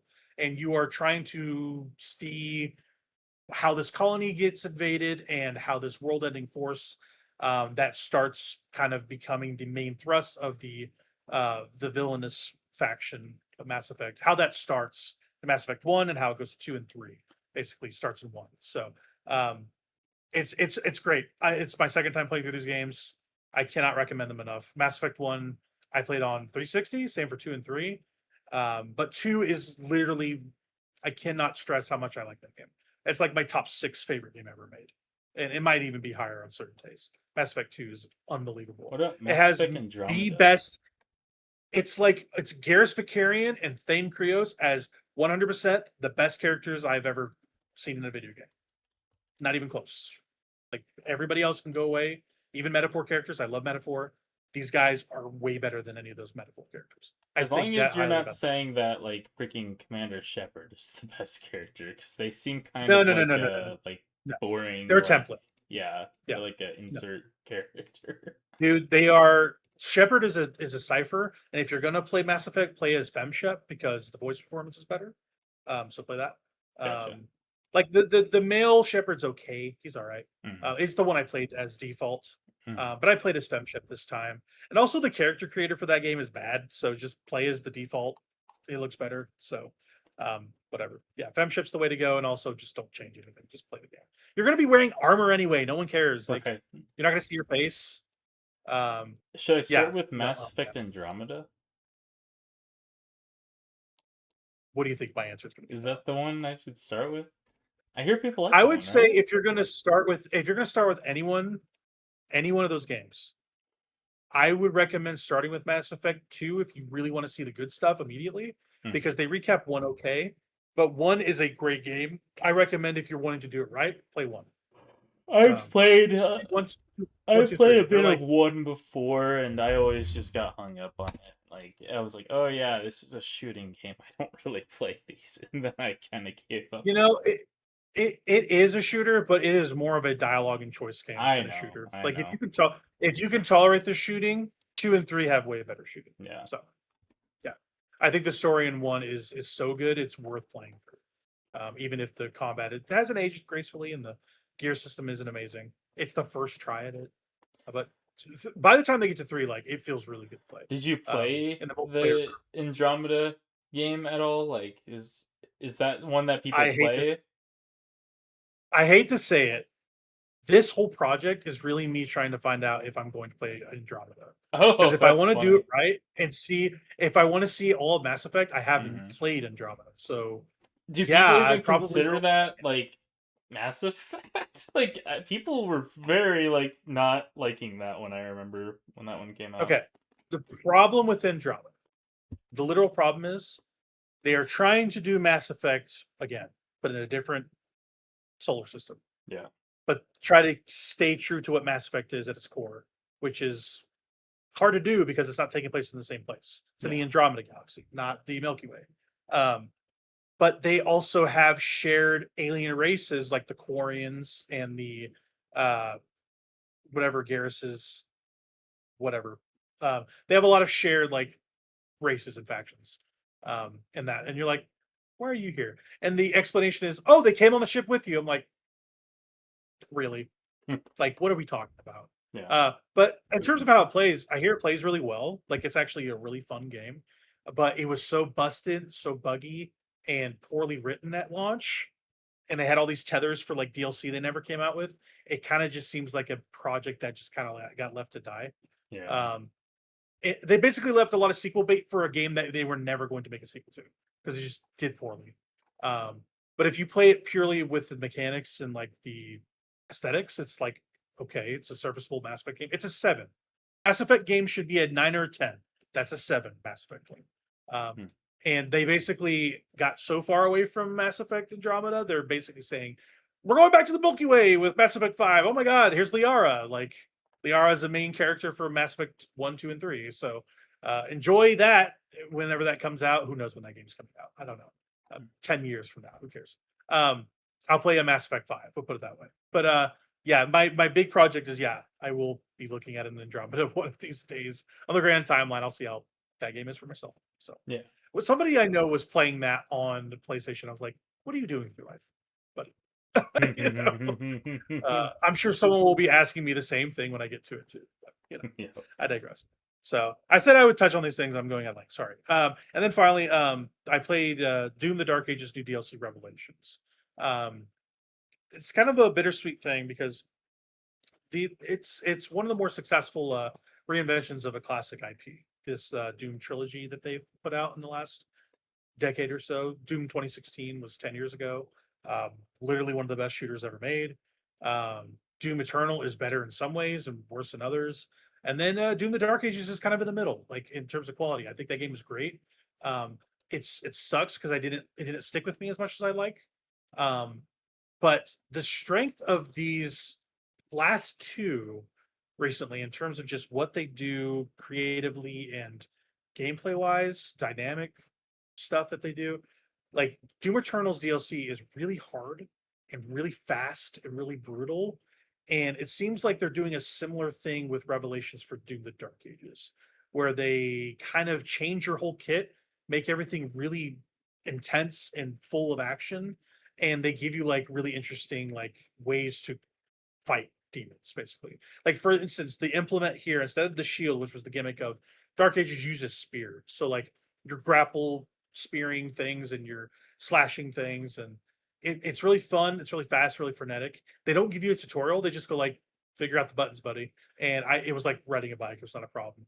Um, but it just feels good to be playing Doom again because yeah, the bittersweet thing is that they laid off a lot of the team that made this at id the same day it came out, which Mm. is kind of proof positive of how Microsoft is the company right now. Mhm. Um, and it's a huge bummer. But apparently, according to the studio director, he's like, okay, well, we lost some people, um, but we are making another Doom game. We've refocused on Doom. It's about the same team size as what we made Doom's 2016 with.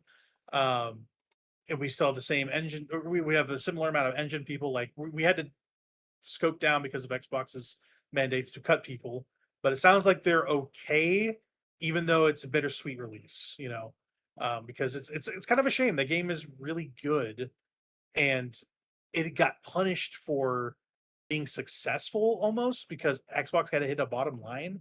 It's really weird. this whole restructuring that Xbox is going through right now. A lot of jobs are being lost, like 3,200 jobs across Microsoft are being cut, including a lot of people at Bethesda, a lot of people at id, like I said. They got rid of like Double Fine and freaking Compulsion, who did South of Midnight from a couple years ago. Like, they are really cutting to the bone and focusing on, like, for instance, I talked to you about the Bethesda stuff today, where they're like, everything's Fallout, baby. We're doing all Fallout. Enjoy that. Get ready for that. Halo's coming out. We're making a new Halo. Oh my god! Like, they're focusing on their biggest, baddest franchises because all these artsy games that they were focusing on weren't selling. Yep. Because they have taught their user base to not buy video games, which will kill your business. So they are having to restructure a lot of their teams, and it's a bittersweet thing to play this DLC and realizing how good it is, and that it has to come at the cost of all these talented individuals that made it. So, yeah, big bummer there. But you're on the same page as me as Doom 2016 is like one of the better shooters, right? Yep, that game's fun. Yeah, the game's really good. I played that Switch port back in the day, whenever that came out, and that's the only time I played that. But I enjoyed that Switch port. So, yep, it's a good port. Yeah, they I think that team also did the Miracle Witcher 3 port too. Yeah, I think so. Which is insane that they fit all that game on a base Switch, which is like duct tape and RAM together, like, you know. So when I graduated high school, my dad had like this PC that he got for something, and he didn't like need it, and it had like a basic, you know, like setup, like graphics card and things like that. And so he's like, here, you can just have this. Like, I'm like, okay, great. So I got on that thing, and you know, this was 2016, and so Doom had just come out, you know, Doom 2016, hence the name.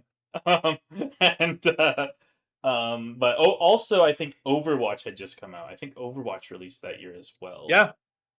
Same year. Yeah. I wanted to play Doom, I wanted to play Overwatch. And I just had it in my head. What was the other thing? Oh yeah, Titanfall 2 was that year too. That's insane. Yeah, I wanted to play Dark Souls 3. It wasn't that year, I don't think, but that was a game that I really wanted to play. Was it that 2016? I don't think so. No, I think it was older than that. I think it was. No, it was because Bloodborne was 2015. 2015 was Bloodborne. Okay. So yeah. It came a year after. I remember. It was April 2016. Yeah. So those were the games I was wanting to play. So I got them, but then I realized that, because, you know, back in the day you had to buy Overwatch. But anyways, I got those games. Yeah. Right. And then I was like, oh wait, my PC can't run these. So I was like, man, this is a bummer. Okay. So basically, the only like modern console I had at that time was my Switch. Yeah. So I had, you know, I was doing a lot of working, you know, I was doing because, well, actually no, I didn't have my Switch until like later in 2016, because that thing didn't come out till like the end of 2016. Switch was beginning of 2017. Beginning of 2017. Okay. Yeah. So but I was but anyways, yeah, so at that point I probably just had the Wii U then. So but then probably. Well, once the Switch came out, I got that. That was like, you know, the modern console I had for a bit. But then I went to college, and well, I was working a Walmart job before that, and I was working at Walmart when the Switch came out. I wasn't going to get the Switch because I was thinking in my head at the time, Nintendo sucks now because they abandoned the Wii U. I liked the Wii U, but they abandoned it, and so, you know, the Switch is probably going to fail too, and so, you know, I was like, they're probably going to get bought out by like Sony or Microsoft. You know, Nintendo's done for. You know, That's what I was thinking in my head What at a the weird time. time. Uh-huh. What a weird time. I Because that know. was real conversations. That was Yeah. real conversations, yeah. But I wanted to play Breath of the Wild at that, midnight release, but my local Walmart I was working at didn't have the Wii U copy. They only had the Switch Yeah. copy. So I was like, Yeah. okay, well, I'm playing Breath of the Wild, so give me a Switch, give me Breath of the Wild, let's just buy it. And they're like, okay. Nobody was buying the Switch at the time, so it was easy to get to. No, everyone was thinking it was gonna fail, so nobody was scalping it. It was crazy. Um, Yeah. and so yeah, I just walked out of there, and I was like, man, this Switch thing actually pretty cool. Um, Yeah. That's a great system. Yeah. and Breath of the Wild, good game turns out. So, That's a um, great game. Yeah. but Yeah. Very anyways, good game. long story, I know, but No, no, so no. when I was in college after that, like the end of that year was when I was in college, and all my friends, they were playing Overwatch at the time on Xbox. And so Yeah. I'm Me like, too. okay, I'm just gonna go and get an Xbox One. So I finally have like a modern, console, because I had like never had a modern console up to that point besides Nintendo stuff. And so I'm like, okay, I'm just gonna Right. go out and get this, this Xbox One. And so I got that, and then I was using that for a while, and that's where I played Overwatch. That's where I played Dark Souls 3, and that's not where I played Doom 2016, as I said before, because I played that on Switch. So, Yeah. um, Did you play Monster Hunter Wild on Xbox One? World, yes, I played Monster Hunter World on Xbox, yes. Oh yeah, sorry, sorry. I meant Yep, World. I said yep, Wild. yep, Yeah, you're good. World. Yeah. Yep. So, Okay. yeah, and I basically played that one solo. I didn't really have a group at the time playing that, unfortunately. It's I, such a I had funny like thing one with guy that I that. Like, knew playing it, but right. Yeah, the whole Switch conversation. The whole like Nintendo's gonna get bought. Like that was a real yeah, thing. yeah, A uh-huh. real thing that people were talking about. That And was a also real thing.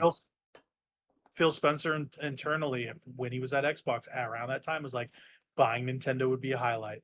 Yeah. Like Yeah. this was found out in those court documents, I think, from those Activision purchase. I think that got released, that leaked. I was Yeah. like, oh my gosh, that's insane.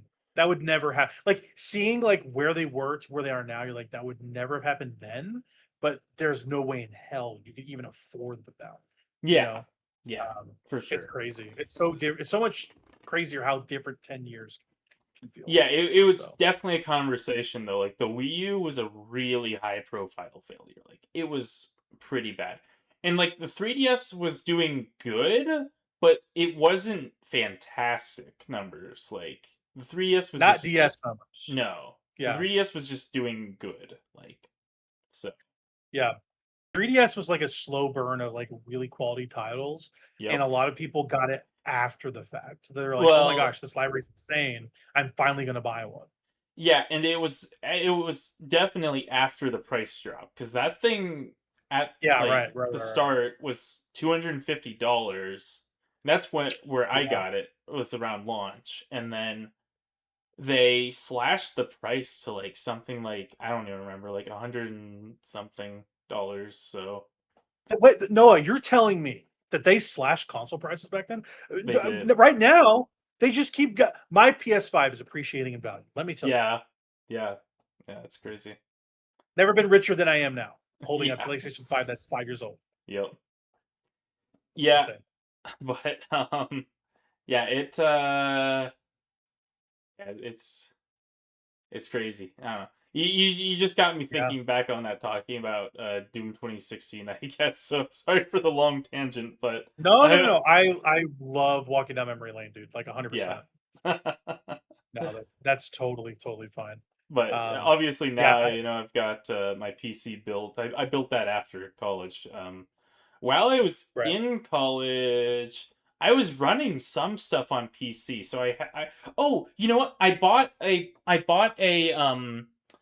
buddy's his graphics card. He upgraded his graphics card to like, a newer Yeah. Nvidia card. And so I bought his older Nvidia card, and so I was able to play stuff like I remember playing like Dead by Daylight and stuff in college on the PC that I have Yeah. now.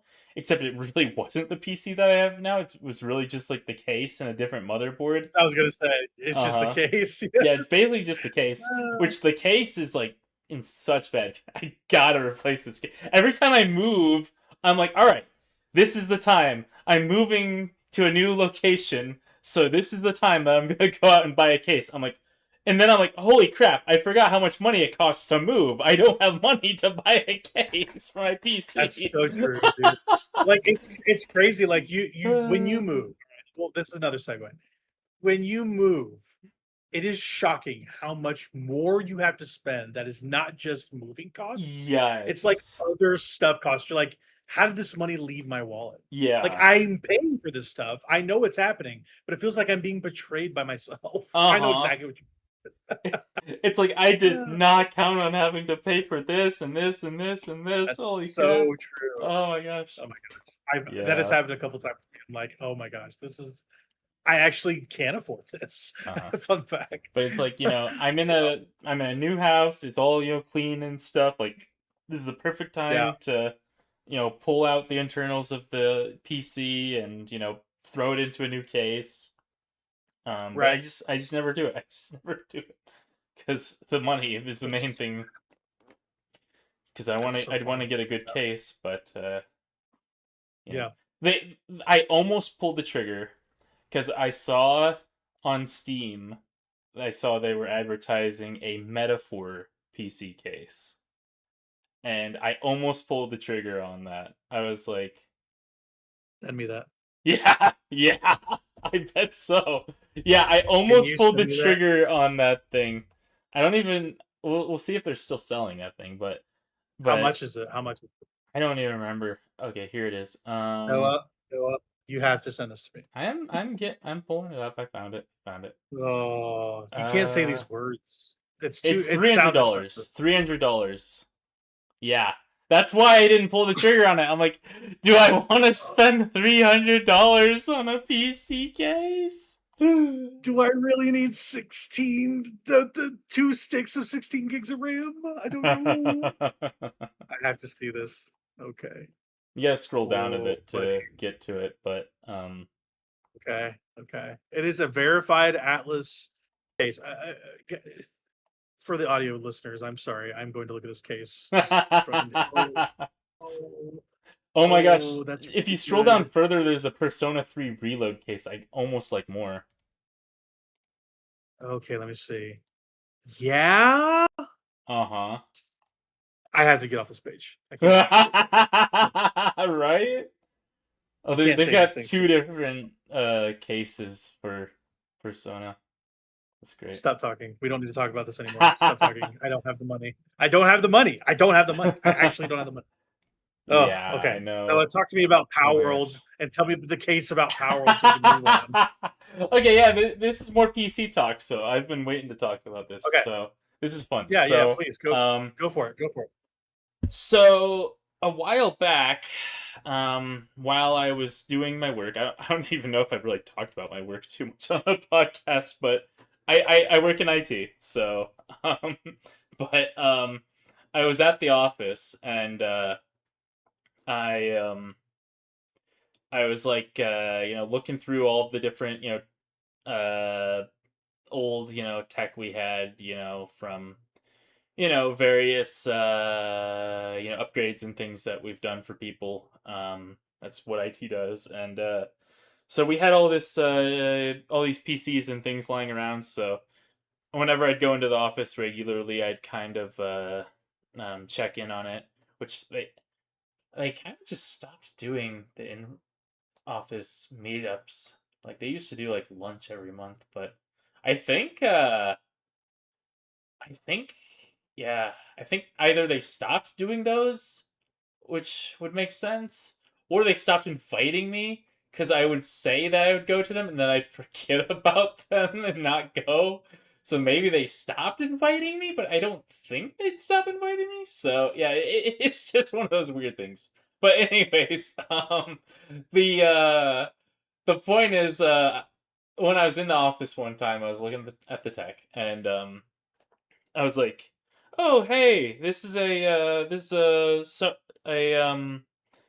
Apple trash can. It was one of the 2013 model Mac Pros," and so I was like, "Yeah, I remember these because I did IT for my college, and I remember when I was doing IT there, they were doing a upgrade for the art department there. So they had the old the Mac I don't remember if there was still a Mac Pro model or not, but they were a Mac computer, but they were the really big cheese grater sort of cases. They looked like a cheese Oh grater. yeah, Like they're big yeah. and metal, and you could probably grate some good cheese on them. So everyone called them the cheese grater. Um, I've seen those in my case shopping. I've seen yeah, something like that. Yeah, yeah. I know exactly what you mean. Yep, Yep, yep. yep. And so we were replacing those with the trash cans. And I don't know why we were using, because I think the trash cans were still like pretty outdated when we were putting those in, but the tree skaters were definitely more outdated, so this was an upgrade for them. So we were replacing the cheese graters with the trash cans basically. And so when we did that, we were like, man, these trash cans are cool. We were kind of opening it up, looking at them like, oh hey, triangular motherboard. That's my favorite thing to talk about. I think it's fun. Um, but the the the cheese graters the school didn't have a use for, and so they were like, hey, you guys, you just take one, take one with you. You can have one if you want one. I'm like, yeah, I'll take a cheese grater. Sure, give me this thing. So I took it, and I had it for a while, and then well, my my it it ended up in the hands of someone else, but Okay. Yeah. I fixed it up and then gave it to someone else. But the the point that I'm getting at is when I was then at the office for my current employer, I saw that trash can. I'm like, oh hey, I remember putting in trash cans before. And my boss was like, hey, well, we don't have any need for this Mac trash can, so you can have it. Mhm. I'm like, great. Yeah, I'm upgrading from the cheese grater that I'd gotten for free. Now I'm getting a trash can for free. This is awesome. So I had this trash can, and I had it in my old apartment. Lying around. I had that I gotten pulled from work. And I also had an iMac that I pulled from my work. The iMac I tried to get set up first. I might have even had that before I had been given the trash can. The iMac, what happened when I tried to get that working is that it caught on fire inside of it. Oh Yeah, no. yeah. And now I'm like, oh my gosh, it's on fire. It was awesome. So, yeah, I was like, okay, well, this thing's probably no good. I cracked it open, tried to see if I could fix it. I looked online, to figure out what causes these things to go on fire when you plug them into the wall. Like, I didn't even boot it up. I Uh, just plugged it into the wall and it caught on fire. I'm like, I don't think it's supposed to do that. But that's so funny.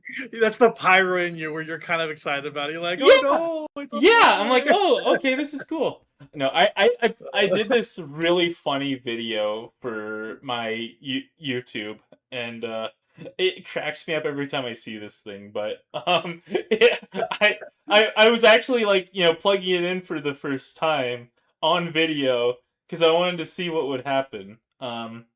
And Oh, so you caught that whole sequence yes, on video? yes, You yep. have to send that to me. Please send that So to me. I I'm like in my old apartment and I'm like in my like little dining room area I had, and I'm on the floor with the Mac, and I like have like this like I'm just recording on my phone, and I'm on the floor and like this spider walks by. I'm like talking to this spider. I'm like, all right, spider, we're gonna do this. And then I have like my Hatsune Miku figurine up top, and I'm like, Miku, we're gonna do this.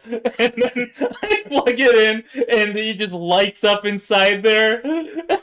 Oh, And I'm like, oh my gosh. that's really good. Ah. That's so funny. Oh my god. But yeah, so anyways, all this tangent. This is the tangent episode. But That's so so funny though. yeah, but anyways, to get to my point, I'm really bad at that. No, please tell all your stories very long, and it's really funny. No, I'm having a great time. Don't worry. This is fun for me. So That's with the freaking trash funny. can, I had the trash can just lying around in my apartment. Eventually, it ended up in one of my like storage tubs that I have. I have like 3 like big blue storage, plastic tubs, and so the trash can ended up in there. Well, when I moved to my current place, my duplex, it was still in there, and I'm thinking, man, I need to do something with that trash can, but I just don't know what to do with it. Well, okay, so in the past, my group that I play games with, whatever, we've rented server hosting from just random websites or whatever. We've all pitched in money or whatever and rented server hosting.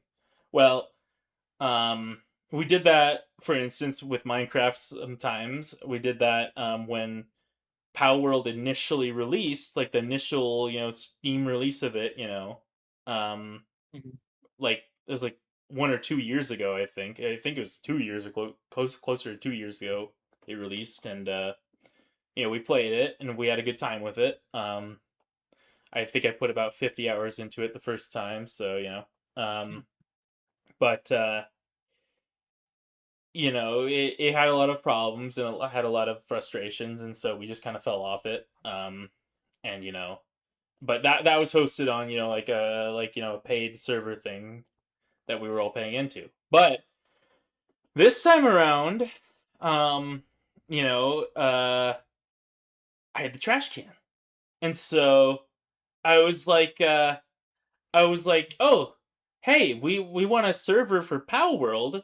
Well, I so happen to have a Mac trash can in my garage, and I thought it was actually from my school, but then I remembered the whole story of it being from my work. So that was a funny thing because I remembered seeing them in my school, but not seeing them at my work, and so but then I looked at the labeling. I'm like, oh, this is definitely from my work because there's like item number labels from my work on this thing still.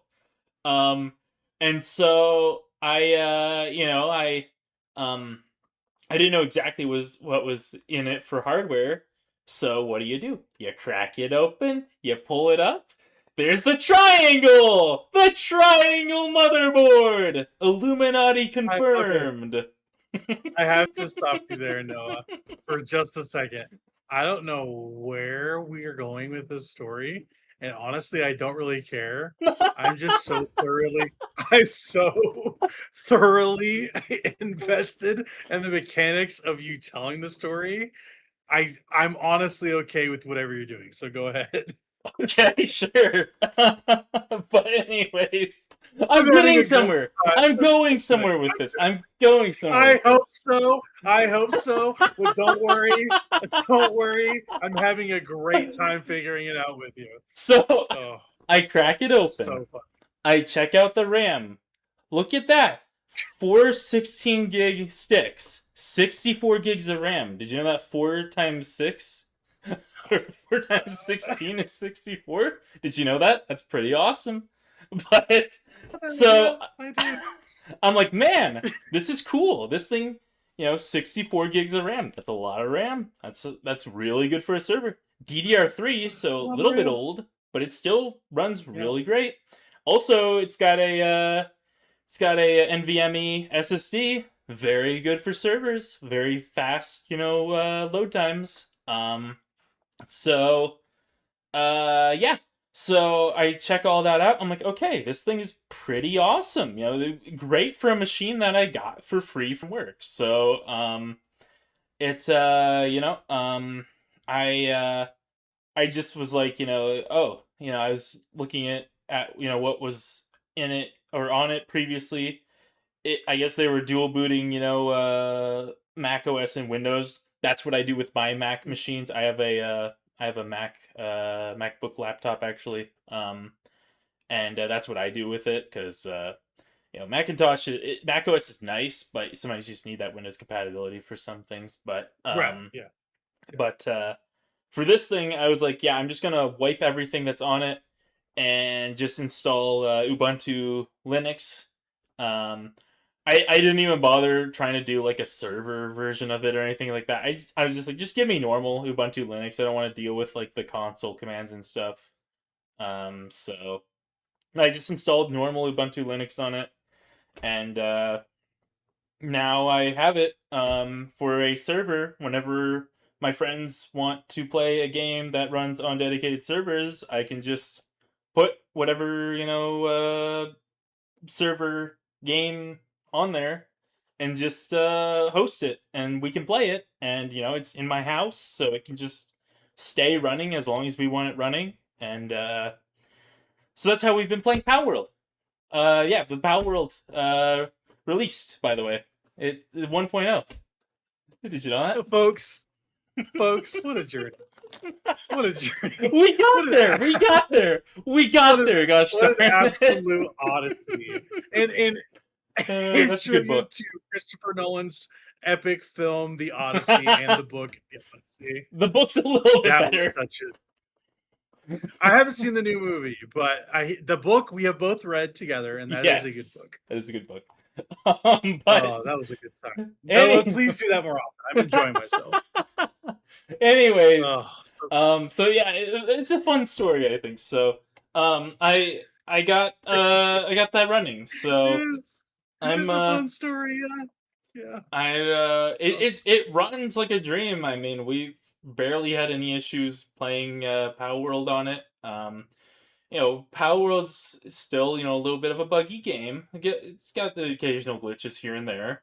They got a lot of features to help alleviate that, though. Because one time I got, stuck in some coral, couldn't get out.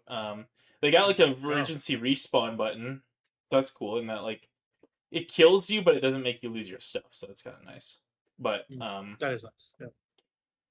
Yeah, the whole game is just, it's got a lot of quality of life features added to make some of the gameplay experience smoother since the initial release. And they've just added a ton of new content in general. It's kind of a totally different experience, really, from that initial release. It plays really well. I don't usually play these types of things. This is it's basically a creature collector mixed with an automation game. So it's like if you mix Satisfactory with Pokemon. It's basically what this thing is. Interesting. And I don't really play these types of things usually. I don't like automation games usually. I do like idle games, though. And I think the overlap between the creature collecting action part of it is making my brain not hate the automation part of it, and making my brain treat it more as okay, this is just an idle game tacked onto a creature collector / action game. Gotcha. And so I'm really enjoying myself. I've put a ton of hours into it this week, and it I'm getting towards the end game content now, and yeah, it's been a ton of fun. The PAL designs, are kind of hit or miss, I'd say, but they're really not that too far off from modern Pokemon designs in terms of quality. I would say that they're about right up there in quality with modern Pokemon designs. And yeah, the gameplay is definitely there. Like I said, it's a little bit buggy, but that's kind of to be expected for this sort of sandboxy open world type thing. I would say it's probably not as buggy as a modern Pokemon game, though.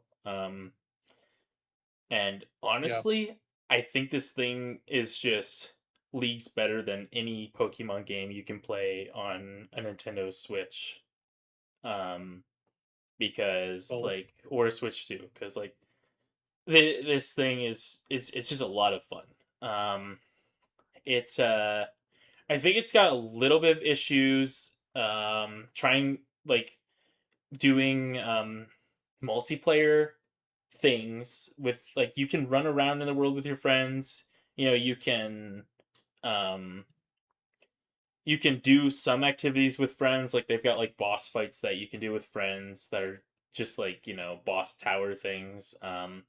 But there's like a raid mechanic that you can like summon large like high HP pals, and you can't do those with other people unless they're in your guild. And in order to be in your guild, that basically means that you guys have to share all the same structures instead of having your own Oh, bases. And the way we decided to play the game was we all have our own bases and our own, you know, pals and structures and things like that. So that we can all play at our own pace, you know. And we yeah, we've been having a ton of fun with it. You know, everyone kind of has their own way of playing these things. You know, some of like the ones that play a lot of more automation games. You know, definitely are trying to like, you know, kind of optimize the game. You know, and micromanage things. You know, they're more interested in that aspect of it almost than like the action, like catching aspect of it, creature collector yeah. aspect of it. Um, Right. you know, the we had one friend who was like, you know, not playing it a whole lot, and then had started playing it just recently, and he decided to build his base in like one of the like end game areas because he liked how it looked. And so he's got like his, you know, like sort of beginner structure base, surrounded by all these really high level enemies that will just one shot him if he goes near them. And so That's so funny. anytime he's got it spawned next to like basically this legendary pal that Yeah. like spawns occasionally. And so whenever it spawns, he's like, "Hey, can somebody come take care of this thing for me so it doesn't delete my base?" And Yeah. so Kill one of me. us like Yeah. high level So funny. players will go up there and, you know, take it. And Oh yeah. yeah, I call it pest control. I'm like, yeah, I can go up and do pest control. Yeah. Um, Man, that's good. but so yeah, everyone's kind of got, you know, their own way of playing. You know, my way of playing is fishing. The fishing, like Yeah. if a game has a fishing mechanic that's even just a little bit engaging, like it's got to have at least like a catching bar, you know, and like a catching meter. That's the bare minimum I Right. require for a fishing minigame. Um, Sure.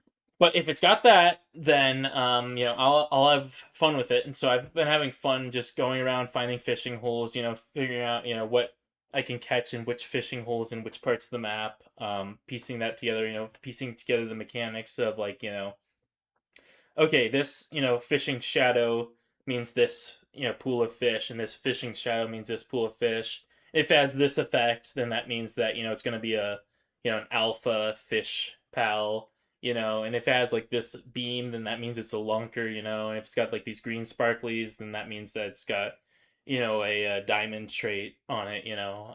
So you know, there's a lot of aspects that I've just had fun like piecing together since this thing is so, you know, it's you know, there's not a lot of coverage for this thing, and so there's not a lot of data on this thing, and so a lot of it is really just like you got to go out and figure these things out. And I like that. I like doing that process of figuring things out in a new game. So I've Yeah. been having a lot of fun just piecing this game together and like figuring out Hmm. specifically the mechanics of fishing. And so and also the specifics mechanics of the arena. They have like this arena where you can go and fight NPCs that have like very optimized PAL loadout, like team loadouts. And so I've been working on optimizing the random fish that I've caught while fishing and trying to make them as powerful as possible using just like my water type fish pals. Um, so my current arena team has been a pal called Gangler, which is like a water dark type.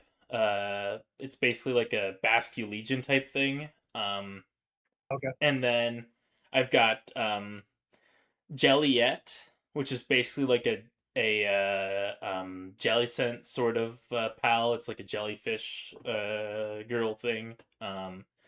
And then I've got Gloopy, which is like an octopus, a little octopus girl looking pal, basically.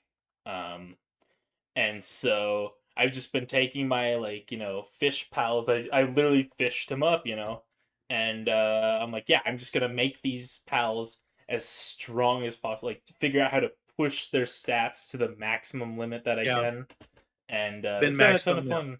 Yeah, it's been a ton of fun trying to figure that out. Yeah, because usually, if you want to do good in that sort of thing, right? It's just like Pokemon. You go get your legendary Pokemon, you spam them, and you win. Mhm.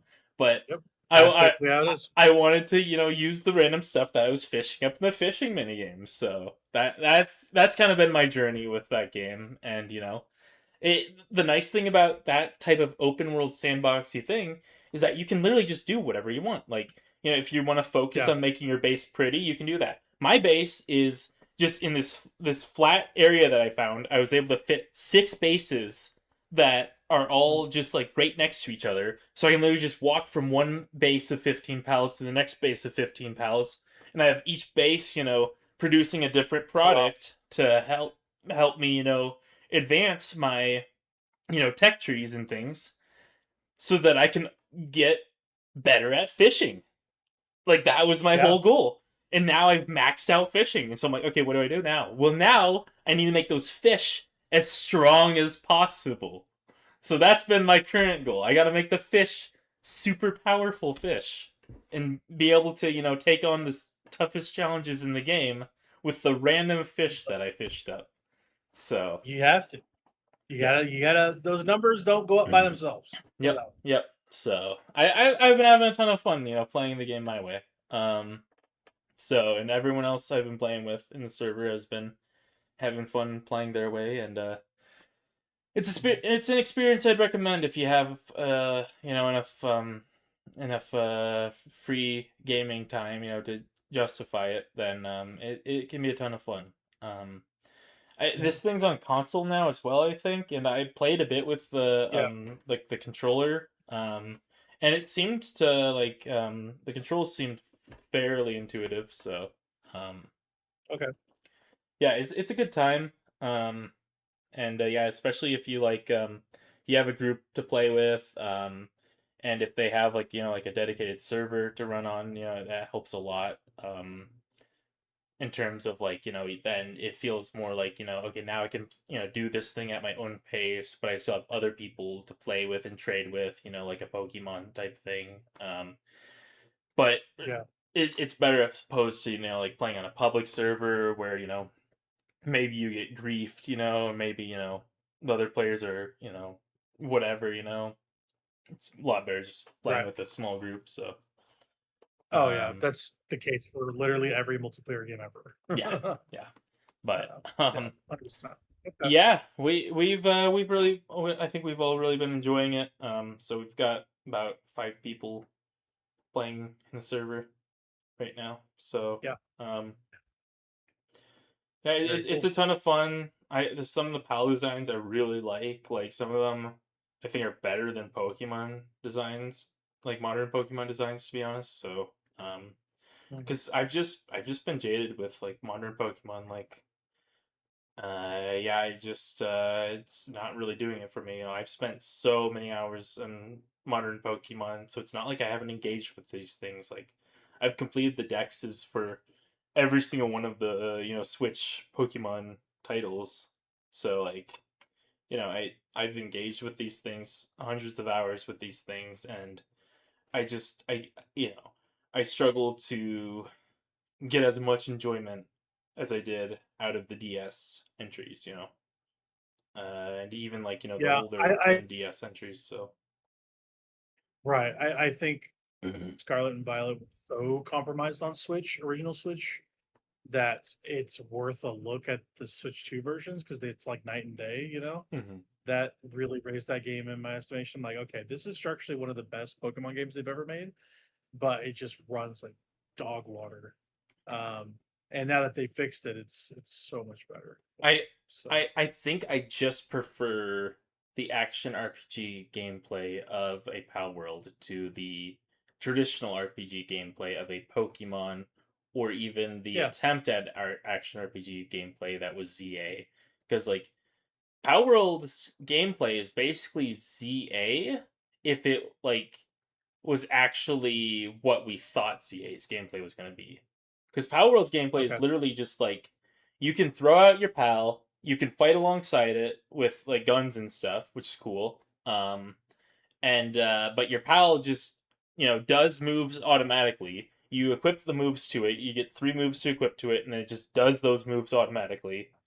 But you can also, if you want more granular control, you can some of the pals you can ride on them, and then you can control which moves they do. You get the 3 skills, and you can just aim those skills at your different um, you know your different opponents throughout the world. And so Power really is just that true like action RPG creature collector experience that people were looking for with CA. Um, yeah. I'm glad you're getting a lot of enjoyment out of it. That's good. That's Yeah, good. so I'd highly recommend it if you're a fan of creature collectors, or if you're a fan of automation games, because the automation gameplay is there. The base building is pretty okay. I think I prefer like a Minecraft for like in terms of like aesthetic and base building. But it's still got a lot of elements that people could like. I just think that the assets that they have are a little bit Unity for me, like very bland looking assets that they use for the base building. But yeah, definitely check it out. It's a great game. I think that more people should be trying it out and talking about it because it's this 1.0 release is really good. Yeah, I've heard nothing but good things about it. It broke a bunch of records on Steam. I Yeah, think it was 800,000 concurrents with that thing. Like yeah, it's it's crazy one. it's really good. Yeah, it deserves it. It's really good. That's good. It's good to hear that is working out. Yeah, that's a lot of Power World. I like it. That's a lot of Power World. Noah, thank you for your story. Thank you for telling us about Power World and how you came about having the hardware to run a server. Thank you for that. I Yeah. enjoyed that very deeply. Um, okay, there's no other way to sugarcoat this. I'm back on my bullshit in a big way. I'm playing Assassin's Creed games again. Fun fact: drug user likes heroin. That's me. But what if heroin was really bad for you? Could you imagine? That's just how I am with Assassin's Creed. Like it's something I know very intimately, very well. I can't quit it. If I do, it's just a bad habit. I played every one of these games. I played Shadows last year, Assassin's Creed Shadows, the Japan one, and I thought it was good. Not great, but it was good. It's a very good game with way too much to do. And yeah, the Witcherification of Assassin's Creed 3. There will be books written about it, and maybe I'll be the one to write it. Um, and the last one of these that I really need to get to, besides Origins and Odyssey, is Assassin's Creed Valhalla. So I've decided to just kind of pick away at it here and there as a kind of busy work game and podcast game, because those games are just like go conquer the thing, do the world, check the list, and like you know what? There's a time and place for that. Synchronize. I like synchronizing, Noah. I like Play Power World. synchronizing. I'm You good get at a it. you get a synchronize in Power World. You gotta do the same thing. You go up But the tower, but Noah, and then it does the thing where it goes around and around with the camera. I'm like, oh hey, I'm playing an Assassin's Creed game. there's no hidden blade, Noah. Can't do it. Can't do it. That's crazy. How can I stab a fool if my blade That's isn't crazy. hidden? So Crazy. anyway, that's Assassin's Creed Valhalla. Literally nothing to say about it. I'm playing that game. Yep. Uh, it is like Odyssey, except probably better because I hate that setting and every character and storyline in that game is terrible. So hopefully Valhalla is not like that. It seems to be good. I got a bunch of free stuff just by logging on to it. These Assassin's Creed games are weird. They treat them like single player, like live service games. Like, do you want to play as? Do you want to wear Ezio's costume from Assassin's Creed 2? Do Oh, you? Huh? Do you? ah. Okay, redeem this in Ubisoft Club, and you could put it on your Viking guy. And I'm like, okay. And they're like, So how do you want to wear Assassin's Creed 3 Connor Kenway's outfit? Do you want to play? Do you want to wear Bossum's outfit? From Assassin's Creed Mirage. Do you want to do that? Huh? Hey, one more thing. Hey, can I flag you down, sir? I'm trying to give you my demo disc. Can you actually put on this Egyptian outfit in this Viking game? Can you do that for me? Can you do that? Can you do me a quick favor? Please read my record. Please play my game. Oh God. That's Ubisoft in a nutshell. Sorry, no, I continue. no, I was just gonna add to that. I read this Steam review of Black Flag, the resynced, and I don't know how true it was or whatever, but they were talking about it and they were like, yeah, I paused my game and then I clicked the unpause button, and instead of unpausing my game, it took me to the store page to buy the DLC outfits. And I'm like, that's awesome! That's hilarious! Buy our stuff. Yep, sounds great.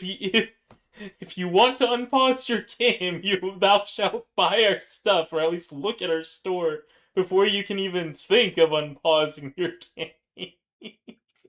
That sounds like Ubisoft to me. I can't believe that they would That's map the yeah. unpause button to be the store button, but maybe so. Maybe they made it like that. He probably fat fingered it. I doesn't sound like that would be the case, but It's just so anyway, funny. that's a good segue. That's a good segue. Update on Valhalla, playing that. That's my map game for the year. And I dabbled with that game too. No, that Assassin's Creed Black Flag Did Resync. you go to the They did store? not call it Assassin's Creed. I did go to the store. They did not call it Assassin's Creed 4 Black Flag, which I find interesting. Apparently, okay. This is a setting. Assassin's Creed, they do the modern day storyline. Like, what are the current day assassins doing, and why are they trying to go back to the past and find out what the people in pirate times are doing? They took all that stuff out of Assassin's Creed Black Flag Precinct. The stuff that was like the Ubisoft developer is actually their Templars. Like, all that stuff is not in this game, and I find that really weird.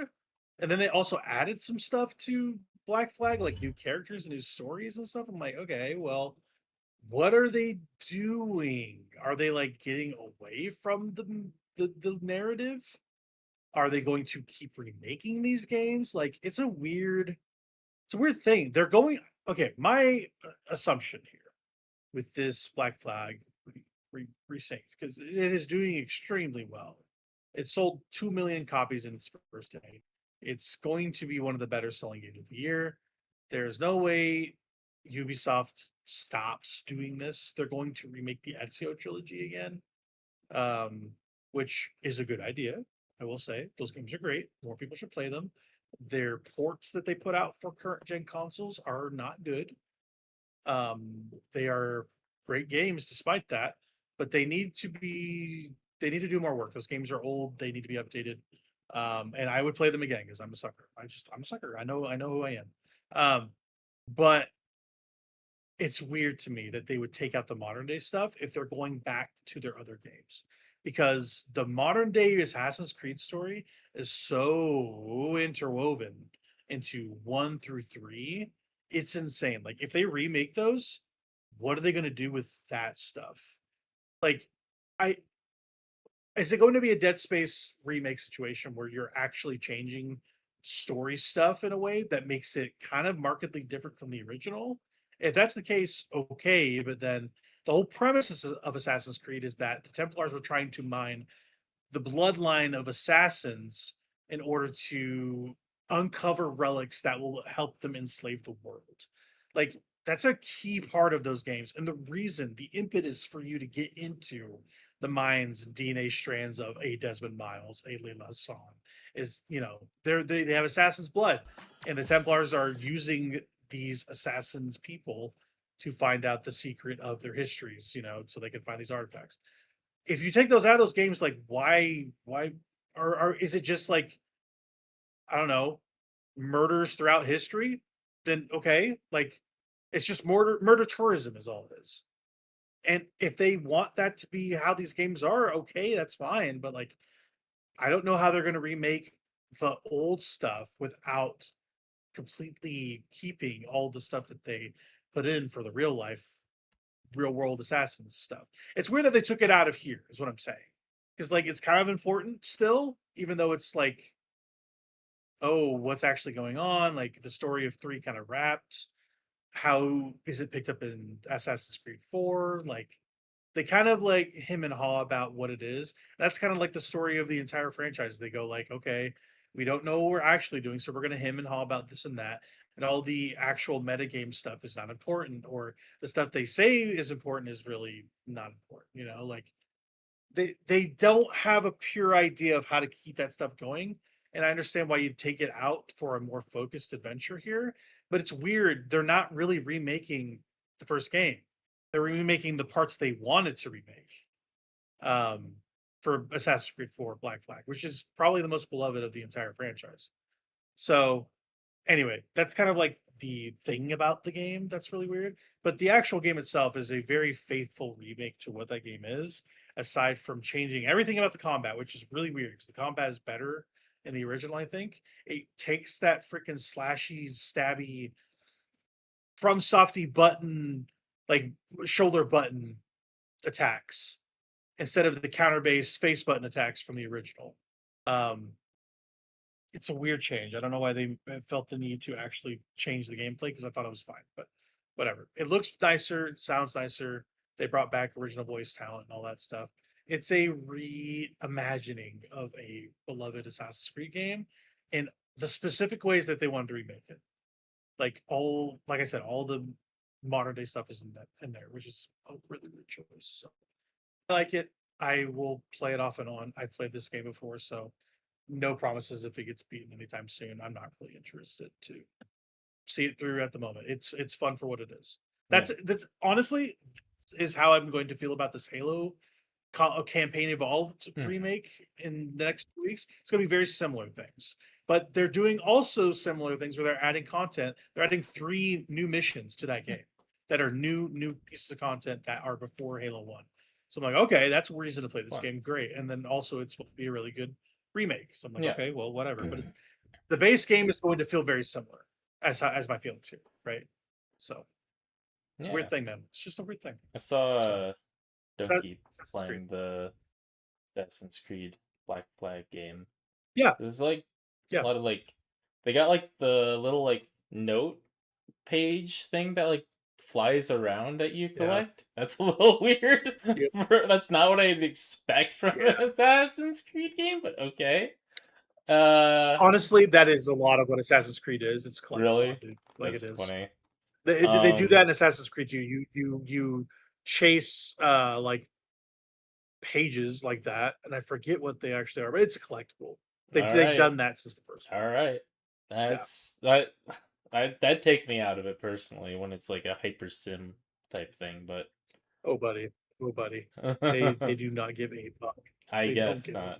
But the other thing that I was seeing was like there's a lot of like they do like the peeing guy trope a lot in that one. Like they do it in stealth games, I know, but like they do it a lot. Oh now, it seems like like that's a stealth game trope, but they're kind of like overusing the peeing guy trope. I feel like maybe a little bit in that one, so it's kind of weird. It's a big game. It's filled with a lot of humans. They got to pee. What are you gonna do? Like you're not gonna stab them? Of course you're gonna stab. You're gonna stab them. Yeah. And they got the singing. That's cool. They got the guys that sing. I turn off the shanties. I don't give a fuck. Shanties suck. You don't have the singing guys? They sing Dead Horse. I did for a long time. You know what? They sing the way no da da da da like all the time, and I'm like, you can turn off the shanties by Edward going like, quiet down, lads, and they're like, it's pretty good. Yeah. Yeah. So anyway, Eh, that's It Assassin's seems Creed. it That's enough of seems that. like fun. I almost was interested in If you're it, gonna but play any of them, Noah, if you're gonna play any of them, play the Japan one or play this one. That's what my okay. recommendation. So, Yeah.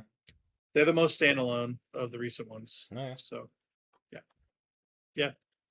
I think you'd get a lot of enjoyment out of Assassin's Creed, given your Lumpy like. So Wumpy. Lumpy. I gotta But get yeah, caught that's up a on long that game thing. block. We played a lot of stuff.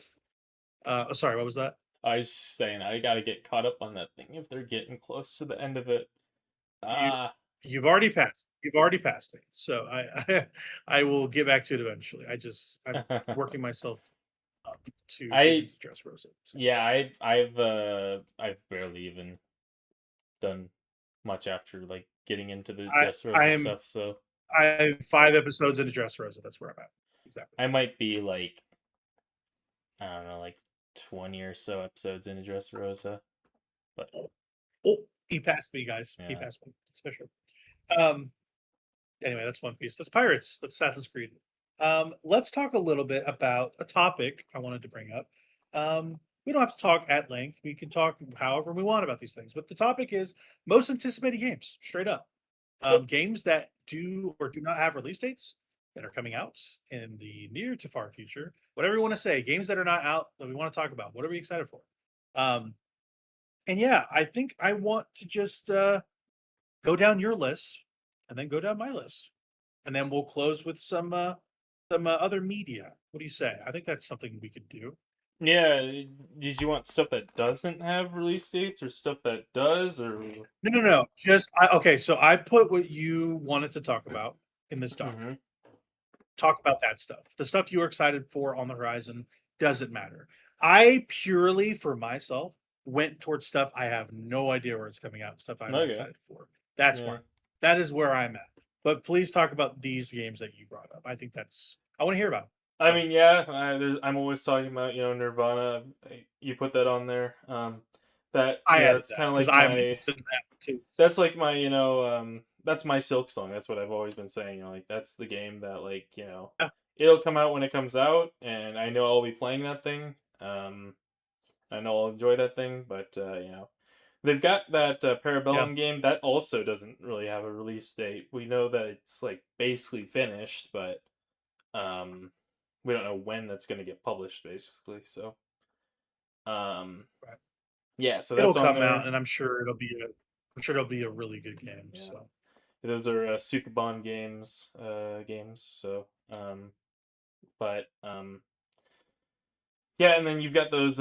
Yeah, so they've got that remake of Toho 6 coming out in September. We know about that, but right. remaking Toho 6 implies that they're probably going to end up remaking at least the three big early Windows games: Toho's 6, 7, and 8.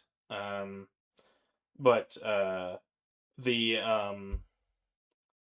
so I would guess then that they remake Toho 7 next, and I actually have been playing quite a bit of that game recently. I've talked about so I'd really like to see what a remake of that looks like. After seeing just footage of this Toho 6 remake. I know I'm really gonna enjoy that. So yeah.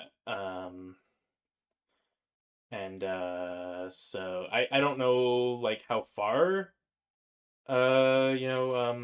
Team Shanghai Alice will go in the remakes, but I expect them to at least do Toho 7, Perfect Cherry Blossom, and Toho 8, Imperishable Night. So Okay. but Okay. yeah, they're Toho 6, Embodiment of Scarlet Devil. The remake of that is on the horizon in September. So I will play that game for you. cool. Yeah, just check it out. I can't imagine it's going to be that expensive. So Okay. but the yeah, and then Annihilated. Yeah, Annihilated got delayed into Oblivion. It got delayed at the beginning of the month, or like before the beginning of the month, I think, because it was gonna come out at the beginning of this month, and then they're like, okay, we're gonna delay it to the end of July. Okay, sure. So then just recently they put out a thing saying that no, actually, I think it's at this point it's at like quarter 4 release. Oh wow, is what they're shooting for. I did So get delayed. That's yeah, crazy. yeah, and That's like next year. That's next year. playing that thing, playing that Steam Next Fest demo, it did have a lot of polish that it could use. So I can definitely see why they would need to delay it into Oblivion, because I'm okay with it, because if they're delaying it this much, that means that they really want to polish this thing out. And I think that's going to make for a better experience for everyone playing it, but, it's just sad, because I was really looking forward to this thing after playing that Steam Next Fest demo. I really want to play more of this thing, and it's just been delayed into Oblivion, so... That's the bummer, man. That's the bummer. I know how that feels. Yeah. And then you got the Fire Emblem stuff on here. Obviously there's that 100%. Boogeyman remake of Genealogy of the Holy War that is, it's like Schrodinger's remake. Is it real? Is it not? We don't know. But who knows? it would kind of make sense. They pushed Sigurd quite a bit in Engage, and like nobody knows who that is. So like that would make literally that's exactly what happened to me. Yeah, he showed up. I was like, who's this guy? Yeah, who is this? Like I know Marth from Smash Bros, but who's this guy? Like yeah. So and everybody on screen was like, oh my god, he showed up. Oh, like, okay, it's Sigurd, and you're like, yeah Sigurd from the Super NES game that literally nobody played because it was Japanese only. So, but yeah, so that I'd really love to see that remade, because that is those Super NES games are like extremely underplayed and underrated. Those are great games. Both Genealogy, the Holy War, and 3CS776 would both be really cool to see remakes of those. But for now, we've got that basically sequel to Three Houses in September. Fortune's Weave. So it's like a prequel. It feels like a prequel. It might be a prequel. I don't know. Yeah, we'll figure that out. It's it's got Sothis in there, and that's about the only thing that's really seems to be related to the other games so far. So but all the character designs that they've shown off look really solid. They've got a really varied cast this time. A lot of it's cool. A lot of adults. Like they got adults in this one. That's cool. They got a guest star, and they got Alucard from Symphony of the Night. He's there, and do they really to do some tactics? It looks like it, doesn't he? I don't know which one you're talking about, to be honest. So it's the dude. It's the dude. Yeah, like the big white-haired guy. I don't remember. He looks that like design, but yeah, I'm sure, but I don't remember that design. But okay, look at your look at copy. I don't know if it's on your copy of Castlevania. I don't remember I know what Alucard looks like. I don't remember this Fire Emblem idiot that you're talking about. Is what I'm trying to say. So okay, basically what I'm saying is he's one of the 4 to select. Anyway, okay, he looks cool. I think he looks cool. Awesome. Yeah. There was one that I saw that had an interesting, design.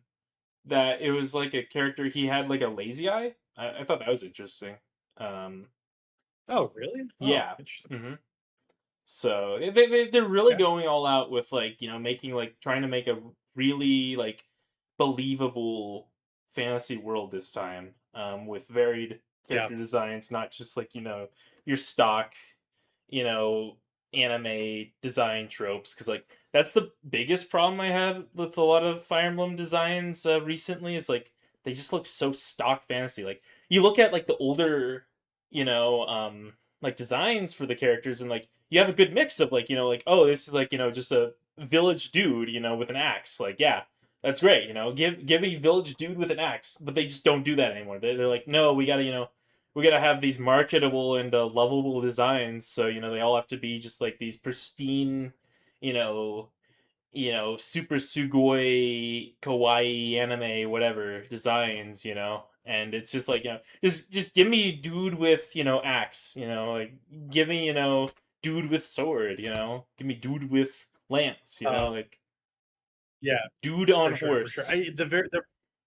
The variety seems a lot better here. Yeah. 100% Yep. agree with you. Yep.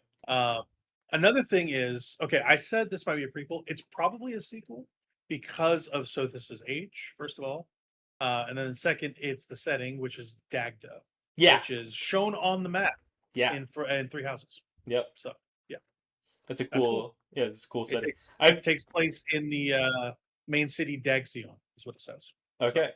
Yeah, I've got that Dagda edition pre-ordered with like the map and stuff, so I'm super stoked for that. Yeah. Yep. I think you sent that to me. Yeah, I saw that. Yep. I'm super stoked for that.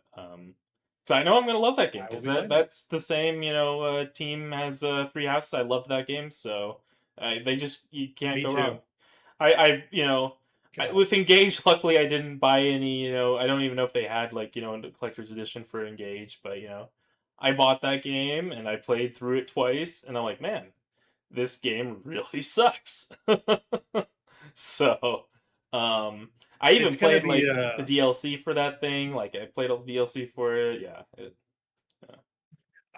We might have to broaden our category for old game of the year winners. So I can make Three Houses the winner of backlog game of the year, since it's older than the 3-year, 2-year window that we kind of cover old game of the year. I'll allow it. I'll allow it for that game because that game is awesome. Old game of the year, basically. Yeah, exactly. Old game of the year, basically, for people that don't know and haven't listened to the Game of the Year podcasts from the last couple of years, old game of the year is a game that would be game of the year had you finished it in the release year it came out. Like, for instance, I came back to Persona 3 Reload. That was my old game of the year for last year. That would have been my game of the year probably, if not for Metaphor the year before. Basically, is what I'm saying. So it's a little confusing, but it makes sense when I think about it. Honestly, Resident Evil 4 is going to be that for old game of the year, since that's kind of within the last 3 years. And we had 2 years was the criteria last time. 3 years is kind of, I'll stretch it this year. That might be with the winner. So Three Houses, since that's 2019, could be backlog game of the year because that game is tremendous. I want to give that an award. You know what I mean? So just a spoiler and how my brain works. But yeah, totally. I'm so super stoked for Fortune Sweet. So yeah, excited about that. Yeah. 100%. And then you have one more. Yeah. Yeah, I had I had the Ocarina remake that's coming out. They've also I've seen a lot of stuff pretty much confirming that they also are doing a Majora's remake in tandem. I don't know if that one's going to be like a remake, like as much quality as Ocarina, or if it's just going to be like a remaster of like that Grezzo port or whatever. But I would assume if they are doing this, they are going to do it up for both games, and they are going to be remakes of those games. Yeah, that's what I have heard. Like I said in the last couple podcasts, I have told you, I have heard from news sources that Nintendo has put a lot of investment into these remakes. A lot. Yeah, well, we didn't know until recently. I had never heard anything about a Majora's, remake, but it seems like they just made these things at the same time. And, which makes sense because they're going to share a lot of assets because those games originally did share a lot of assets. So if you remake honestly, one, you can remake both, and, that's a pretty viable strategy, I think. So, it's a viable strategy as well. They're going to put out this Ocarina game this year, right? Yeah. As a appetizer to The Legend of Zelda next year, the movie. Yeah. Hasbro has entered a licensing deal with Nintendo to make toys for The Legend of Zelda. They will be showing these toys at Comic-Con. So what they are doing, Nintendo is doing, they are laying the groundwork, the path for hype about this movie, because it's going to be Sony's biggest movie next year. Yeah. Spider-Man's their biggest game, or biggest movie this year, I should say. Yeah. And that movie, Legend of Zelda, will be the biggest next year. Yep. releasing Majora alongside it will do huge for them. Yep.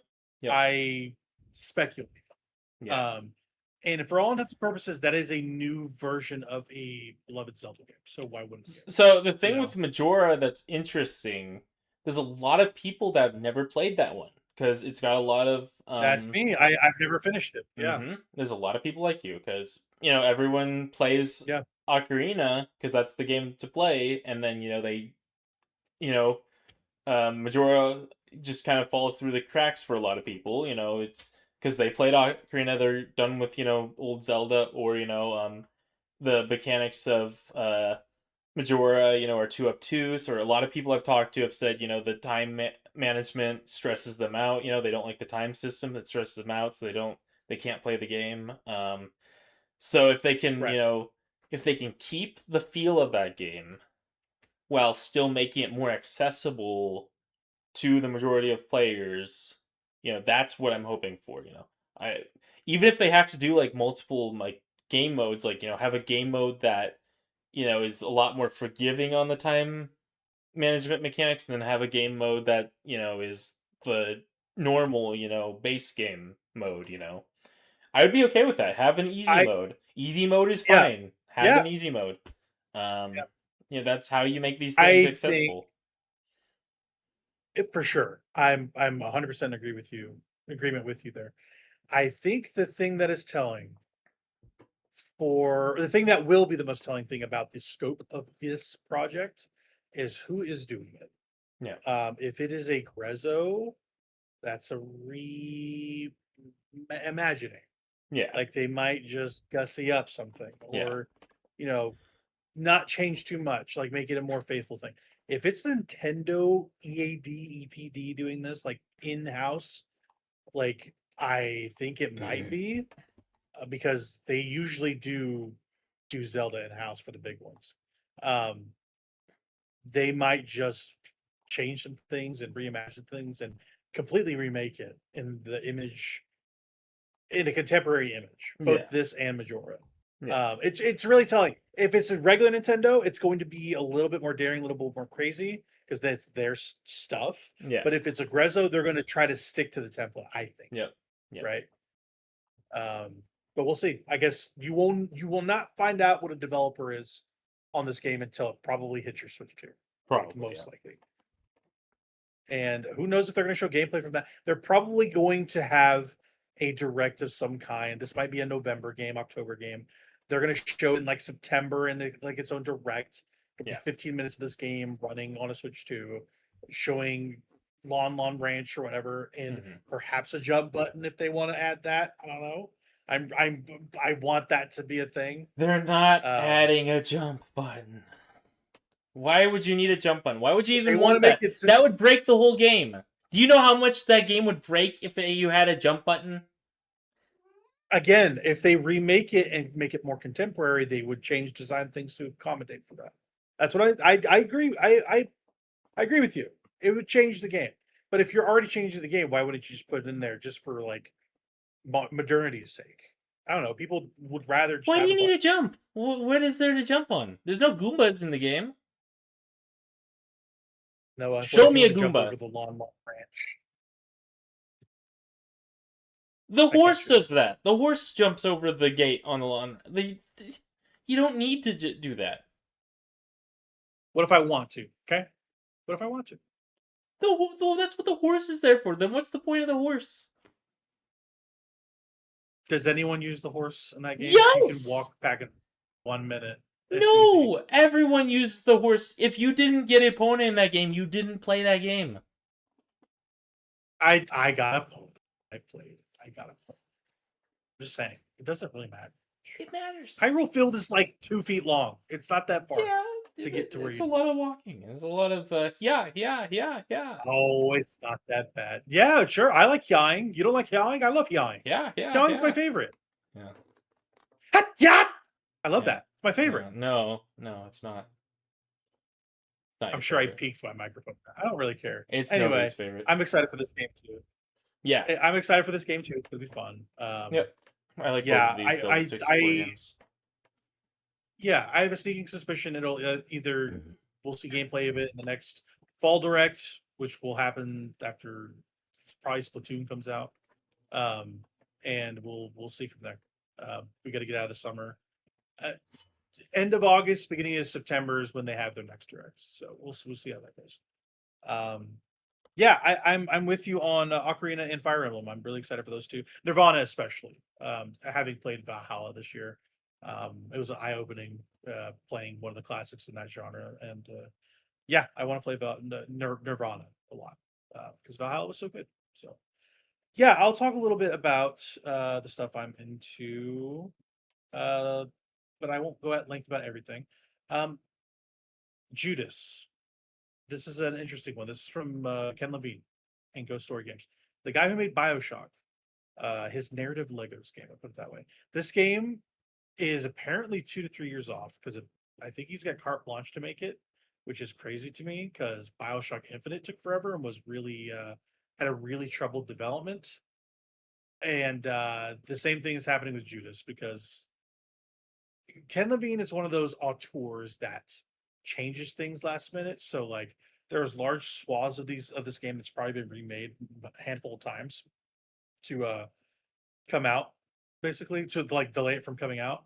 And at its core, it's basically just a Bioshock successor, like spiritual successor from the guy who made Bioshock. Um, he's kind of a perfectionist, I've heard too. He's like the Stanley Kubrick of video game development, where like if it's not right, you're going to do it a million times until it is right. And he's got his own vision for this thing that doesn't matter.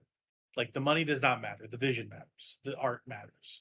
Um, and so they showed some of this stuff at the Game Awards a couple years ago. And ever since then, we've not heard or seen anything from this game. It looks really interesting. Apparently, you interact with some faction leaders that you can, you know, turn away or kill or like, win the game with. Or like there's a lot of interesting dynamic characterization and dialogue in this game. Um, it seems really out there for what he's trying to do. And you should check out Judas. There's some weird discussions about the game. But I'm excited for that because I like Bioshock. Star Wars Fate of the Old Republic by Argonaut Studios. Former BioWare director Casey Hudson, who directed the, was it Mass Effect 1, 2, 3, and I think Dragon Age 1. He has since left BioWare. He came back for a second to, I think he directed Anthem of all things, which is really funny. And then he left again to do this. And basically, this is a new studio being built from the ground up to be a new BioWare to make another Star Wars KOTOR game. Is really what it is. And I would trust Casey Hudson implicitly because that dude made Mass Effect. Like that's all you need to know. So, Fate of the Old Republic looks interesting. They showed that last year at the Game Awards, um, and I'm very excited for that. I still need to get through KOTOR though. KOTOR is good. Mass Effect 5, we talked about it a little bit. BioWare is a weird company. Ever since the last Dragon Age, it's been a little dicey with like how their stuff has been received. So the old guard from BioWare is no longer there to make a new Mass Effect game. So it's really kind of scary to see what they're going to make. We don't need another Andromeda situation. I hope Mass Effect 5 is good because they're going back, like I said, to the Milky Way, which is the setting of the first one. So hopefully, where that story leaves off in 3 gets picked up in 5 in an interesting way. They're bringing back old characters and all that. So who knows? A personal one for me, Assassin's Creed Hex. I'm interested in. It's the setting that Pentiment takes place in, Noah. Like this Bavarian Holy Roman Empire, which is cool. It's like witchcraft and stuff. Yeah. And old Roman ruins and all that, and Yep. black cats. And yeah, it seems really cool. That'd be It's cool. yeah, I think that game is going to be really good. It's their new big Assassin's Creed game. Like they've taken a lot of time on this game. They've been making this one for a good part of the decade. It's kind of changed hands a little bit, but it sounds like it's going to be pretty um, technologically ambitious and dynamic, and they're going to do a lot of interesting stuff with this one. So I'm excited for Hex. I think Hex is the code name. It's probably going to be called like Assassin's Creed. I don't know, Pilgrim or something. I don't know. They're going to name it something. That's not Hex probably. Um, and that's supposed to come out next year, I think, or the year after. It kind of depends, but I will be playing that because I gotta know. I gotta know how those games are. I talked about Fallout and Elder Scrolls 6. Those are continuing as planned. Another thing they added is Fallout 5 got announced today, which is a weird thing to say because 6 is years off for Elder Scrolls, and they're already talking about Fallout 5. But whatever. Fallout is being made by Obsidian as a kind of side project, like a New Vegas type game, which is very exciting. Josh Schroyer, who directed Pentiment, actually, and New Vegas, is coming back to do Fallout New Vegas 2 potentially. Like that is a really exciting game. What do you think about that? You're a fellow New Vegas liker, so Yeah, that'd be cool. I think yeah, that it's gonna be huge. Fallout 4, in a lot of ways, that game plays better than the previous Bethesda titles, but in a lot of ways, it For also sure. takes away what made those titles great. Like, I think the Yes. biggest issue with those games is the dialogue. Like, the dialogue One options million feel percent. really One bad, million percent. but also You just nailed it. like the dialogue in general is just not as intelligent as Yes. a Fallout New Vegas or even a Fallout 3, to be quite frank. Not just that. The dialogue system is bad. The dialogue The system is bad, prompts and do not yeah, the yeah, prompts don't give you the actual reply that you yes, get. yep. Um, But I'm just talking so there's like like mods for that and stuff. the actual So like I don't think the story is as interesting and like the yeah, I dialogue is agree. as interesting as those other two. Like I just don't feel it. The world is as compelling. Like the they Yeah. have such an interesting idea there, like the synths versus human stuff. That's all really interesting. The stuff with the Mhm. railroad, the stuff with the institute. It's all interesting, like world building, but they don't they don't have the narrative to back up that world building, and that's And what I yeah, struggle with that game because I love the gameplay of that game. Fallout 4 has great gameplay. same, same, 100%. I think the thing that they messed up in that game and Starfield is they author your experience too much. Mm-hmm. The thing about Bethesda games is the exploration, is the character creation, is the go out in a world, go to that mountain, jump on top of it. Like Yep. that is what those games are. Yep. They are getting away from that. And their last two efforts have been a little dodgy.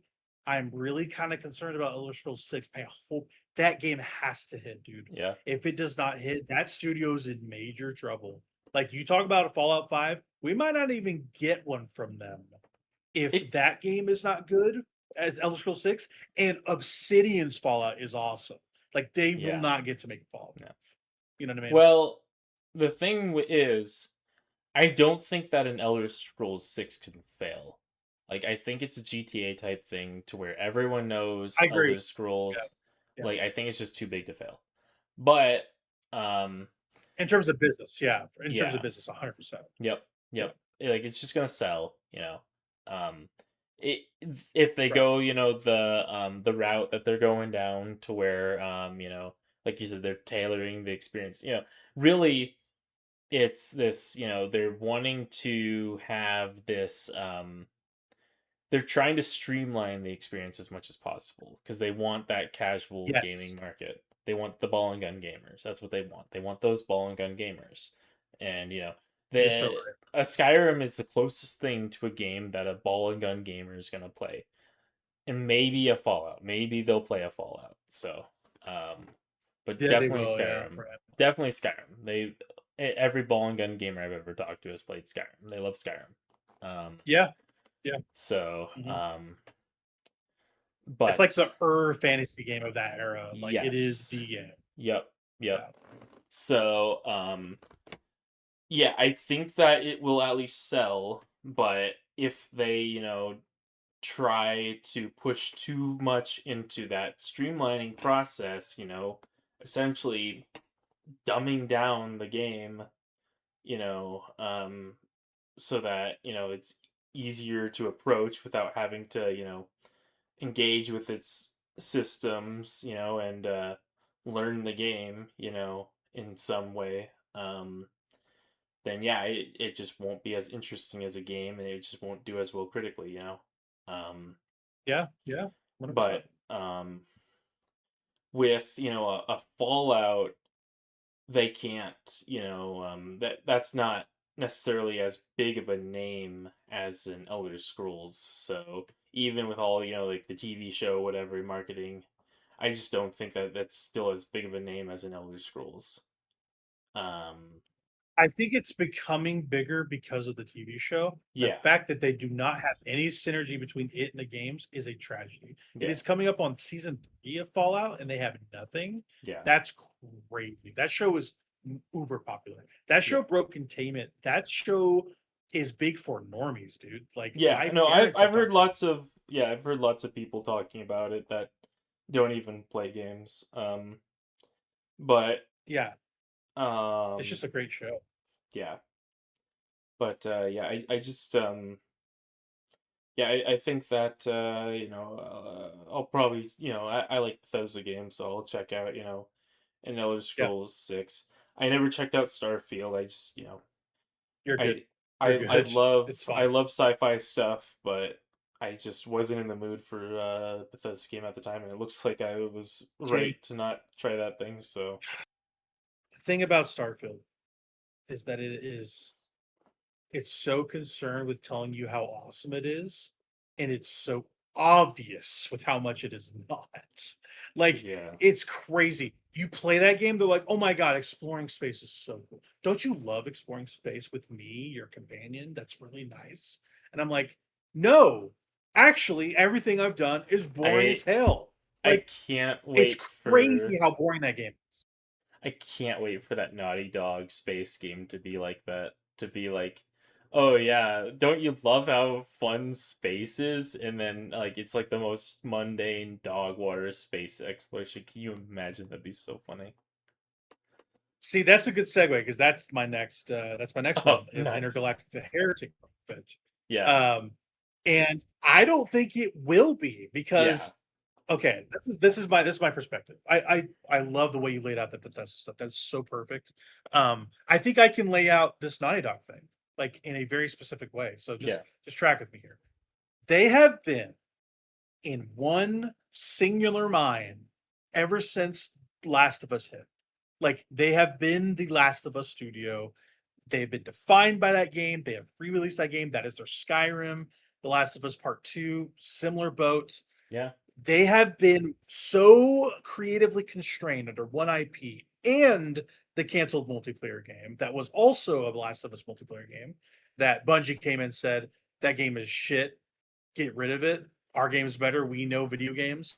And Sony was like, okay, we're gonna get probably a rid of good it. choice to be Like they've honest. been well, I heard that game was awesome, by the way, Factions. So that's kind of a loss, but it doesn't matter. They have been so sequestered in that world for so long. I think you're going to see some wild stuff in Intergalactic. They get a blank check like nobody gets in Sony, and it's like a Grand Theft Auto blank check. Like Yeah, they go like, dude, you can make this game for six, seven, $800 million. It will sell more than that. Go for it. And so Naughty Dog is just going to make some crazy stuff. Um, they're doing a lot of like corporate synergy. Like Porsche designed a ship for that game. yeah, Porsche, like that's the type of stuff we're talking about. yeah, It has the potential to be massive, not just for normies, not just for people that yeah, love those games. For it's going to break containment in a way where like people are going to be like, okay, if this comes out on PS6, like people are going to buy a PS6 for that game. yeah, And they've been so locked in this Last of Us bubble, they're like itching to break out and do something crazy. And when they promoted this game, they're like, from the people that made Crash Bandicoot, for the people that made Jack and Daxter and The Last of Us. But like those are the ones Uncharted. Like they're like, no, no, no, no. We're making a romp, baby. uh, Like we're in space, buddy. Let's stop messing around. yeah, You have a sword that it plays music when you swing it at robots. Like all in. I'm all in. Like I think the next time we see this game is going to be in the next couple of years, probably. They're going to wait a little bit. I think this comes out in 28, if I am honest. Um, so they're like cooking on this, obviously, but it's far along in development. I think the next time we see this game, it's going to be it's going to be way more arcadey. It's going to be a third person hack and slash action game. Um, and it's going to be like a platformer exploratory thing. It's not going to be like a Last of Us or even an Uncharted. It'll have like the set pieces that you want, but I think it's going to be a more video game than even you're expecting. That's what I think. That's what it's telling me is like, hey, we're ready to have some fun. Like, we're tired of killing people in gruesome ways. Let's make a rated T game and have it be for everybody. That's how it feels. Yeah. Do you agree? Yeah, let me put like the Last of Us stuff into perspective. So I know someone that, is leans more towards that, ball and gun gamer mentality. They play a little bit outside that range, but for the most part, they're a ball and gun gamer. They were given a PS3, and it had some ball and gun games that it came with, but the main thing that they wanted to play was Last of Us. Once they completed Last of Us, they were done with the PS3. They just gave me the PS3 that they were given because they're like, I don't have a need for this thing anymore. I don't, they didn't have any need to have a PS3. They didn't care about any of the other titles on the PS3. They didn't have any, modern Sony platform to play Last of Us on, so they just wanted to play Last of Us, and then they were done with it. Like, that's how big this thing is. Like, people will literally like get this console just to play The Last of Us, and then like, okay, they're done with it. Naughty Dog has that swing. Yeah. I don't know if this one. It's to be seen if this intergalactic game will have that kind of, ubiquity, in the marketing and things like if it's powerful enough, basically, of marketing, because I feel like space, like that sort of space setting, is really hard to sell, and I think also with that space setting that they're trying to sell, it's not very safe. It seems like they're trying to push some boundaries, with that, push some what's the word, it's woke. There we go, there's the wording. I think it's a little bit woke for like the normie audience, and so like I feel like they might have a bit of trouble getting those ball and gun gamers. That's my concern with this thing. See, I can see why you say that, but Last of Us 2 is woke as hell. Last of Us 2 didn't do very good with the ball and gun gamers compared to Last of Us 1. Well, a lot of it has to do with lots of ball and gun gamers were very angry about Last of Us 2 because it was more, liberal leaning, I guess. I mean, that's kind of Naughty Dog, though, as a company. They're going to make the games that reflect their studio. That's fine. And I think that's I can see why you'd say that. Yeah. I was there when that game came out. Mm-hmm. People were mad about the particulars of the story and that characters were not getting honored, and your spoilers, Joel gets killed, and he was a beloved character. Mm-hmm. And people hated the new character they put in there, not because only she was masculine leaning in terms of body type and all that. It's that Ellie had a very pronounced lesbian relationship in that game, even more so than the DLC or any allusions to that stuff in the first game. And that conglomeration of themes is what soured people. So literally, it is really woke, and I think it's funny that the main lady for Intergalactic, Tati Gabrielle, gets this hate that she's woke because she shaves her head. Like, that's a woke thing to do. And I'm like, I don't know. Is that woke? It's just kind of a thing she likes doing. but everyone sees her and immediately starts frothing at the mouth. Oh my Mhm. god, woke woman, woke woman, woke woman. And I'm like, that all right, you guys are so soft. I don't understand yes, it. I agree with that, but that's the type of design that, you got to think, okay, yeah, sure, this Yeah, looks great, for, sensible people, it's like, yeah, cool, it's a cool artistic design. But for yeah, why not? your ball and gun gamer, they think, oh, this is the woke left, I don't want any part But of that's so this. funny. It's so funny. Like perceptions is just it's kind of just how the people feel, like the motion of the ocean. Like Yeah, Cyberpunk, the main lady has like red hair and she's got a side cut. You know yeah. what I mean? Like that's like But ball and gun gamers that love that game. completely angers regular. Exactly. Yeah. The regular ball and gun gamers are incels that usually hate that sort of Yeah. thematic change and But they're style they're for good a with main the protagonist. Cyberpunk Like, but they don't version for care some about that reason. game. Yeah. Yeah, they don't care about it with that game because the game's awesome, you know? Yeah. So like sometimes awesome game just supersedes that. And maybe that's what happens with Maybe the Intergalactic. I don't know. they could. And Yeah. it's one of those things that like they cannot sell it on the name because it's an unestablished IP. They have to sell this game on who's making it. And I think that's enough for people. Like Yeah. people give carte blanche to Naughty Dog because Sony gives them wherewithal to do whatever they want to do. Literally. Like no one ever gets like actually hands off rather than Rockstar and Naughty Dog, and it used to be Bethesda, no longer. You know, like those were the three. Like anybody else, whatever, you have to do what we say. But those are the studios historically that have gotten to do whatever they wanted in any certain way they want. So I think that game's going to be good. It's a couple years off, in my opinion. And the game that might be the most far off of all this is probably The Witcher 4. That game is, I bet you that's a 3-4 year game, year away game. Like maybe 3 years, but it's a while. They just announced it. It's very tech demo-y. It looks great, but like I'm like, okay, how does this game actually go? You know, Yeah. like they show a bunch of vertical slices, but like what state's it in? How long have they been working on it? Like, are they in full development of this thing yet? Like, it's not clear. And apparently, the roadmap is, you know, all those people that were in the LA studio for CD Projekt finished the Cyberpunk DLC, and then they went to Witcher 4 Hmm. with the Polish developers.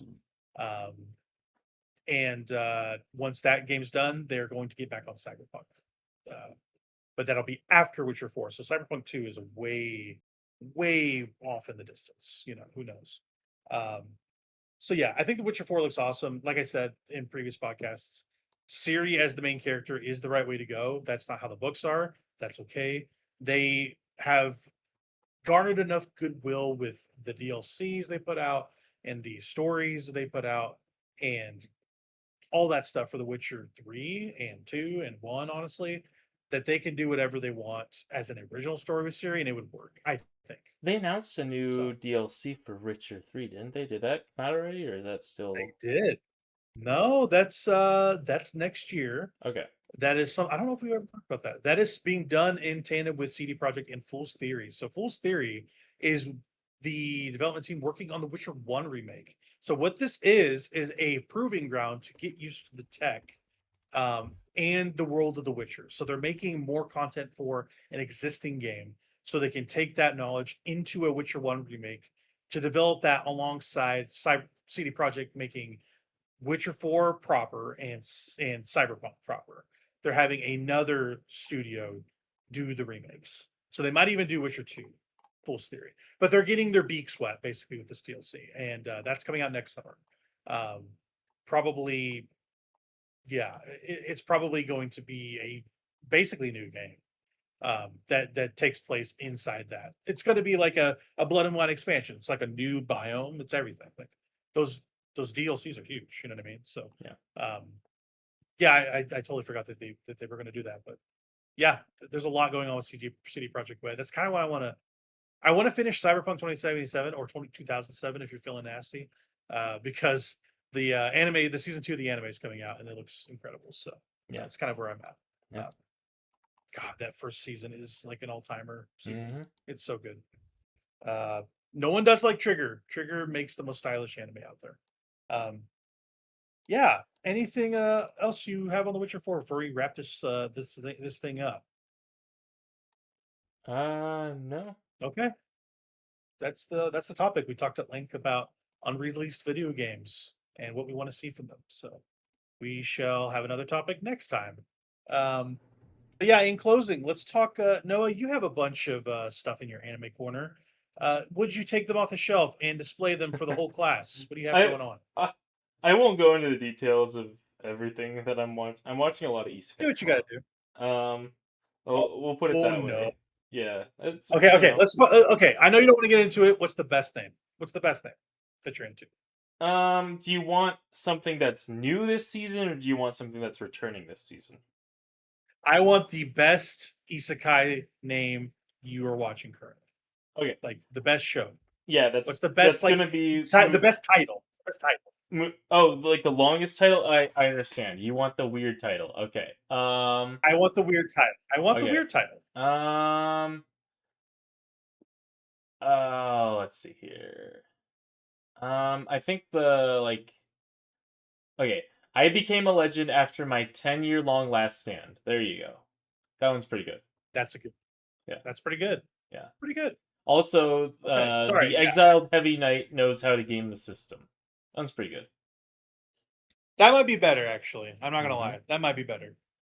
That might be better. Anyway, yeah, continue. Continue with the But plot. this one's from last or this one's from a while back actually, but this is definitely like the longest one I think this season that I'm watching.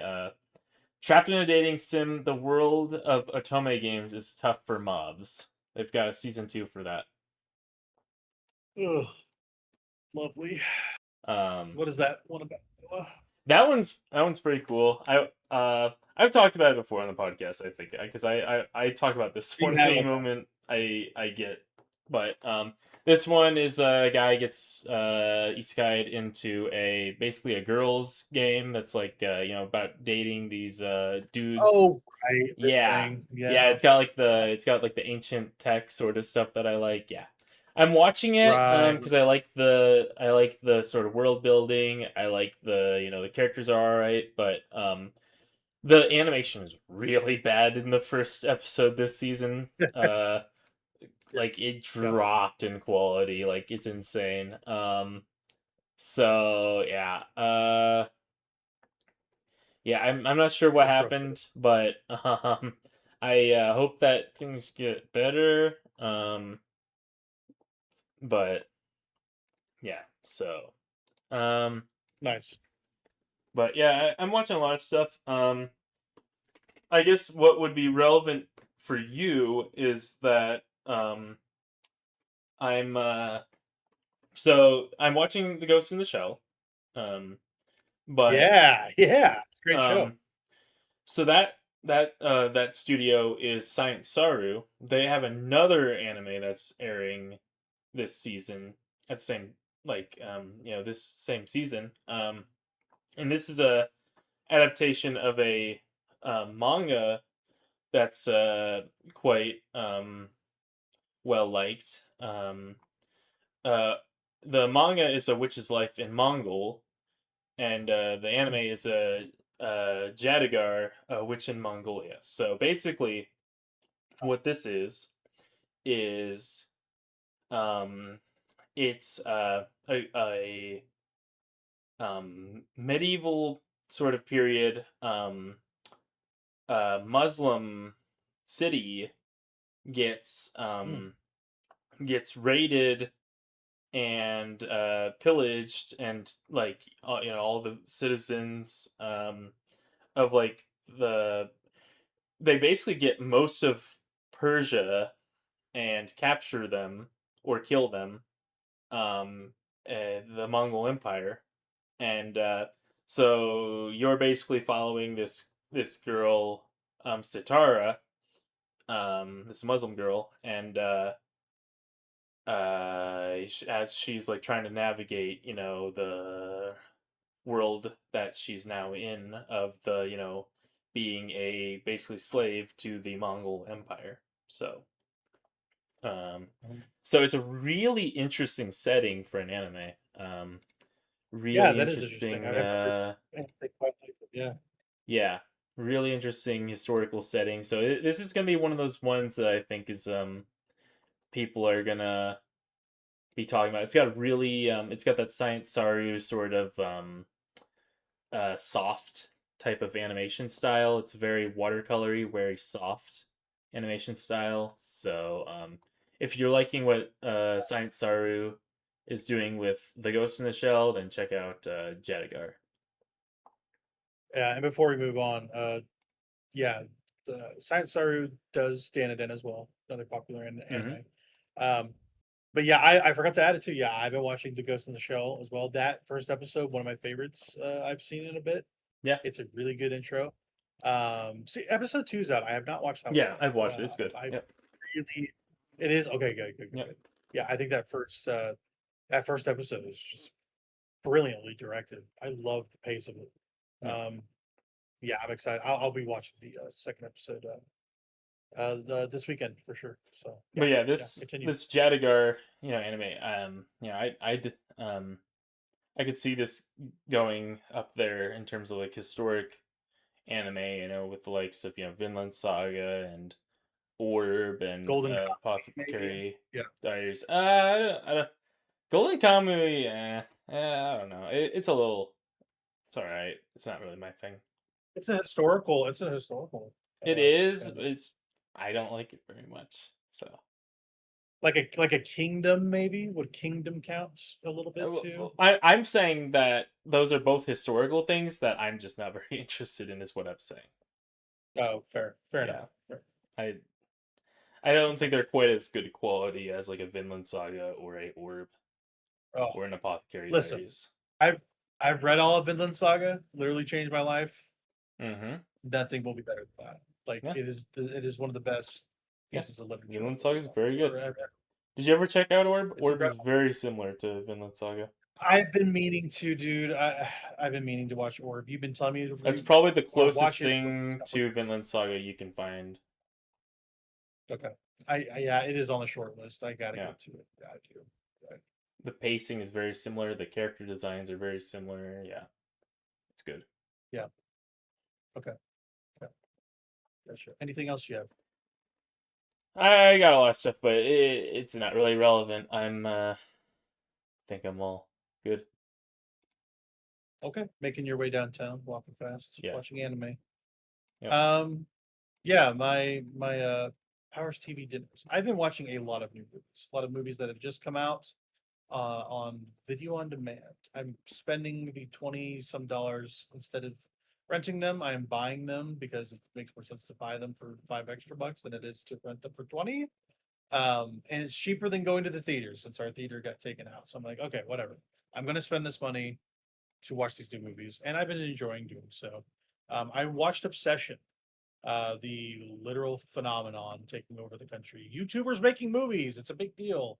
And Obsession is one of the better horror movies I've seen. Like I think that's about right. I mean, I think it's one of the best movie debuts ever. It's a really impressive movie. It's an extremely well-made movie. You benefit the most by going into it not knowing anything.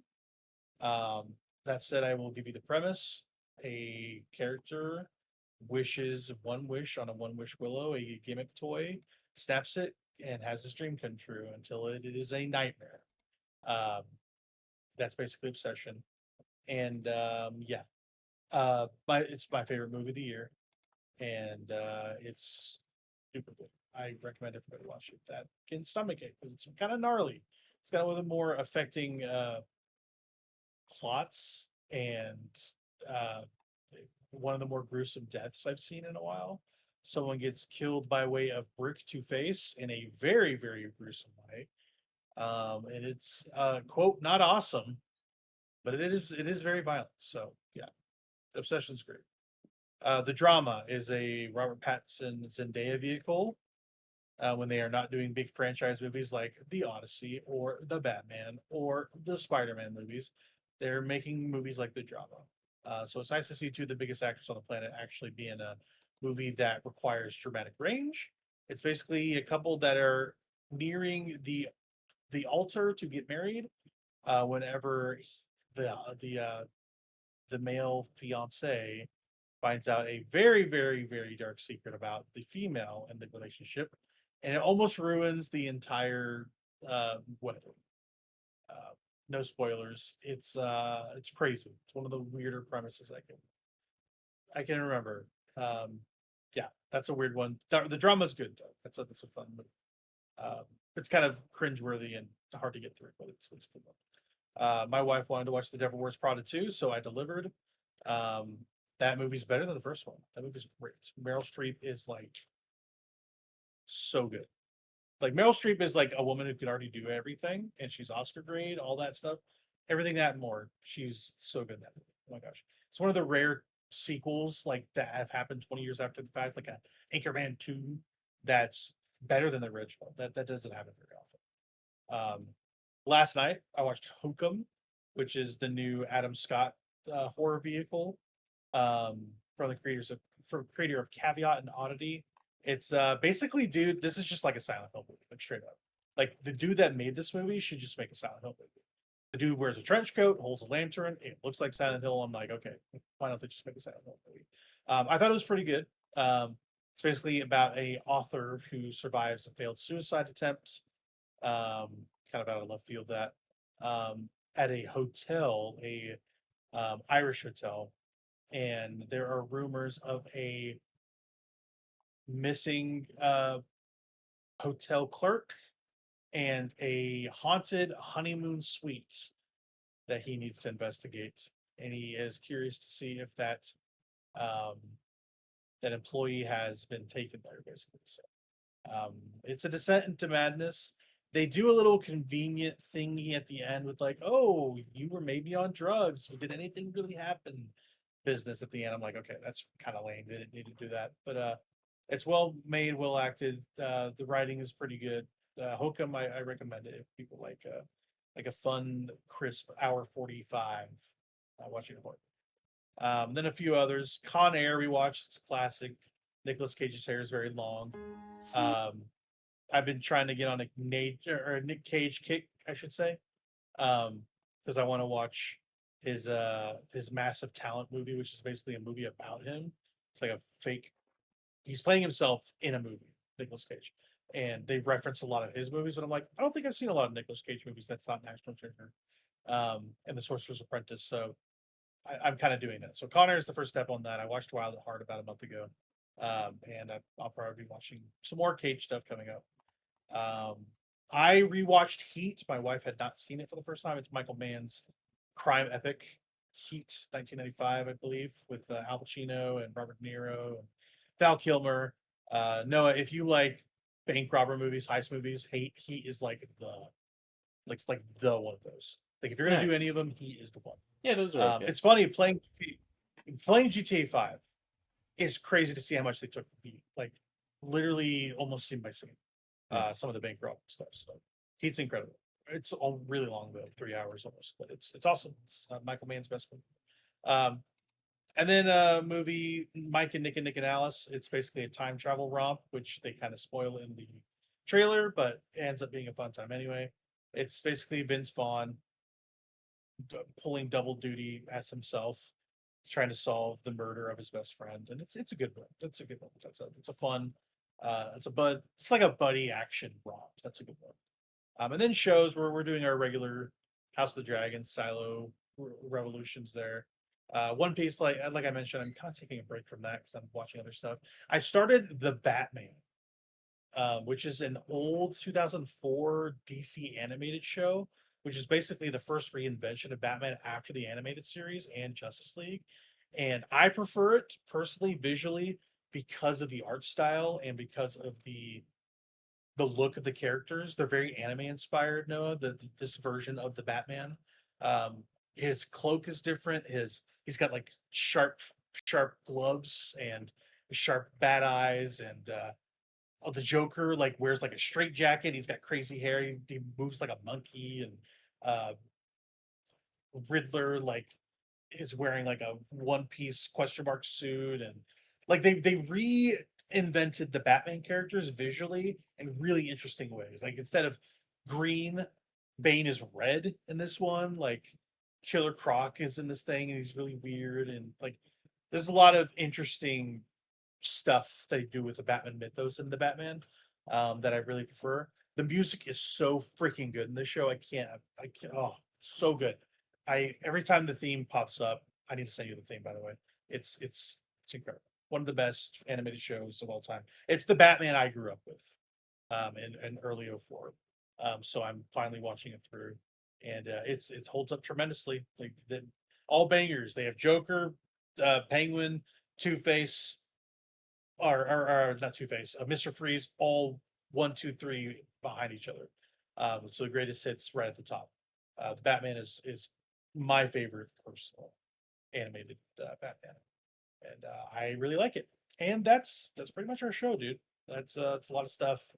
We've been doing a lot of things, watching a lot of shows, movies, playing a lot of video games. Anything you want to say before we wrap up? No.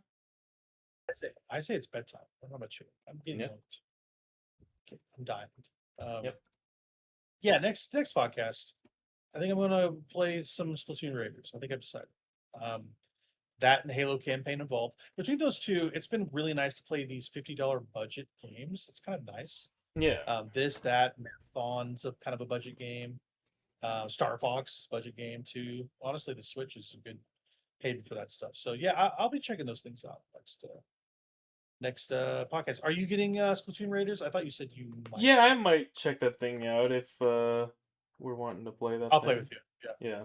Yeah, I'll definitely play with you. It's basically like a salmon rub blown up into this like Schluter. So that's the summer. There's not a lot of games in the summer, but like once August hits, September hits, video game.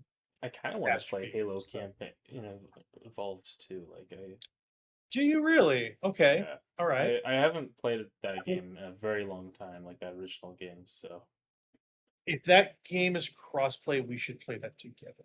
Sure. Yeah, because I'm a big Halo guy. So yeah, as long as we play on Legendary. It's my only caveat. I would recommend playing on Heroic first if you haven't played those games before. I've played those games on Legendary. I did that the last time I played those games. 1 and 2. You have? Okay. Yes.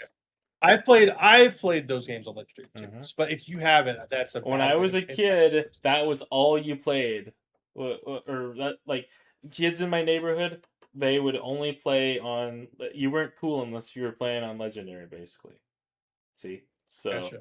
Yeah, it'll back have when I was a full kid. That was what everyone I knew did when they played on Legendary. So it's been a very long time since I played those things on Legendary, but I do remember that, and I remember getting my butt kicked. But that was part of the fun. Okay. So we have some stuff to look forward to then. Just me and you. I will play that game with you. We should play that game completely all the way. That'd be fun. That'd be fun. Let's do that and then Splatoon Raiders. Yeah, that's shit. That's next week, dude. Like next week and a half, something like that. So yeah, we'll be on top of it. New video games continue to come out. Old video games are good too. We're playing a lot of them. It's been a good summer so far. There's more to be played. Thank you for joining us for Stick Drift, the 42nd entry in this series of podcasts, and we will continue to do them till the end of time or until one of us dies or kills the other. All right. Thank you guys. We love you. Goodbye. Drift.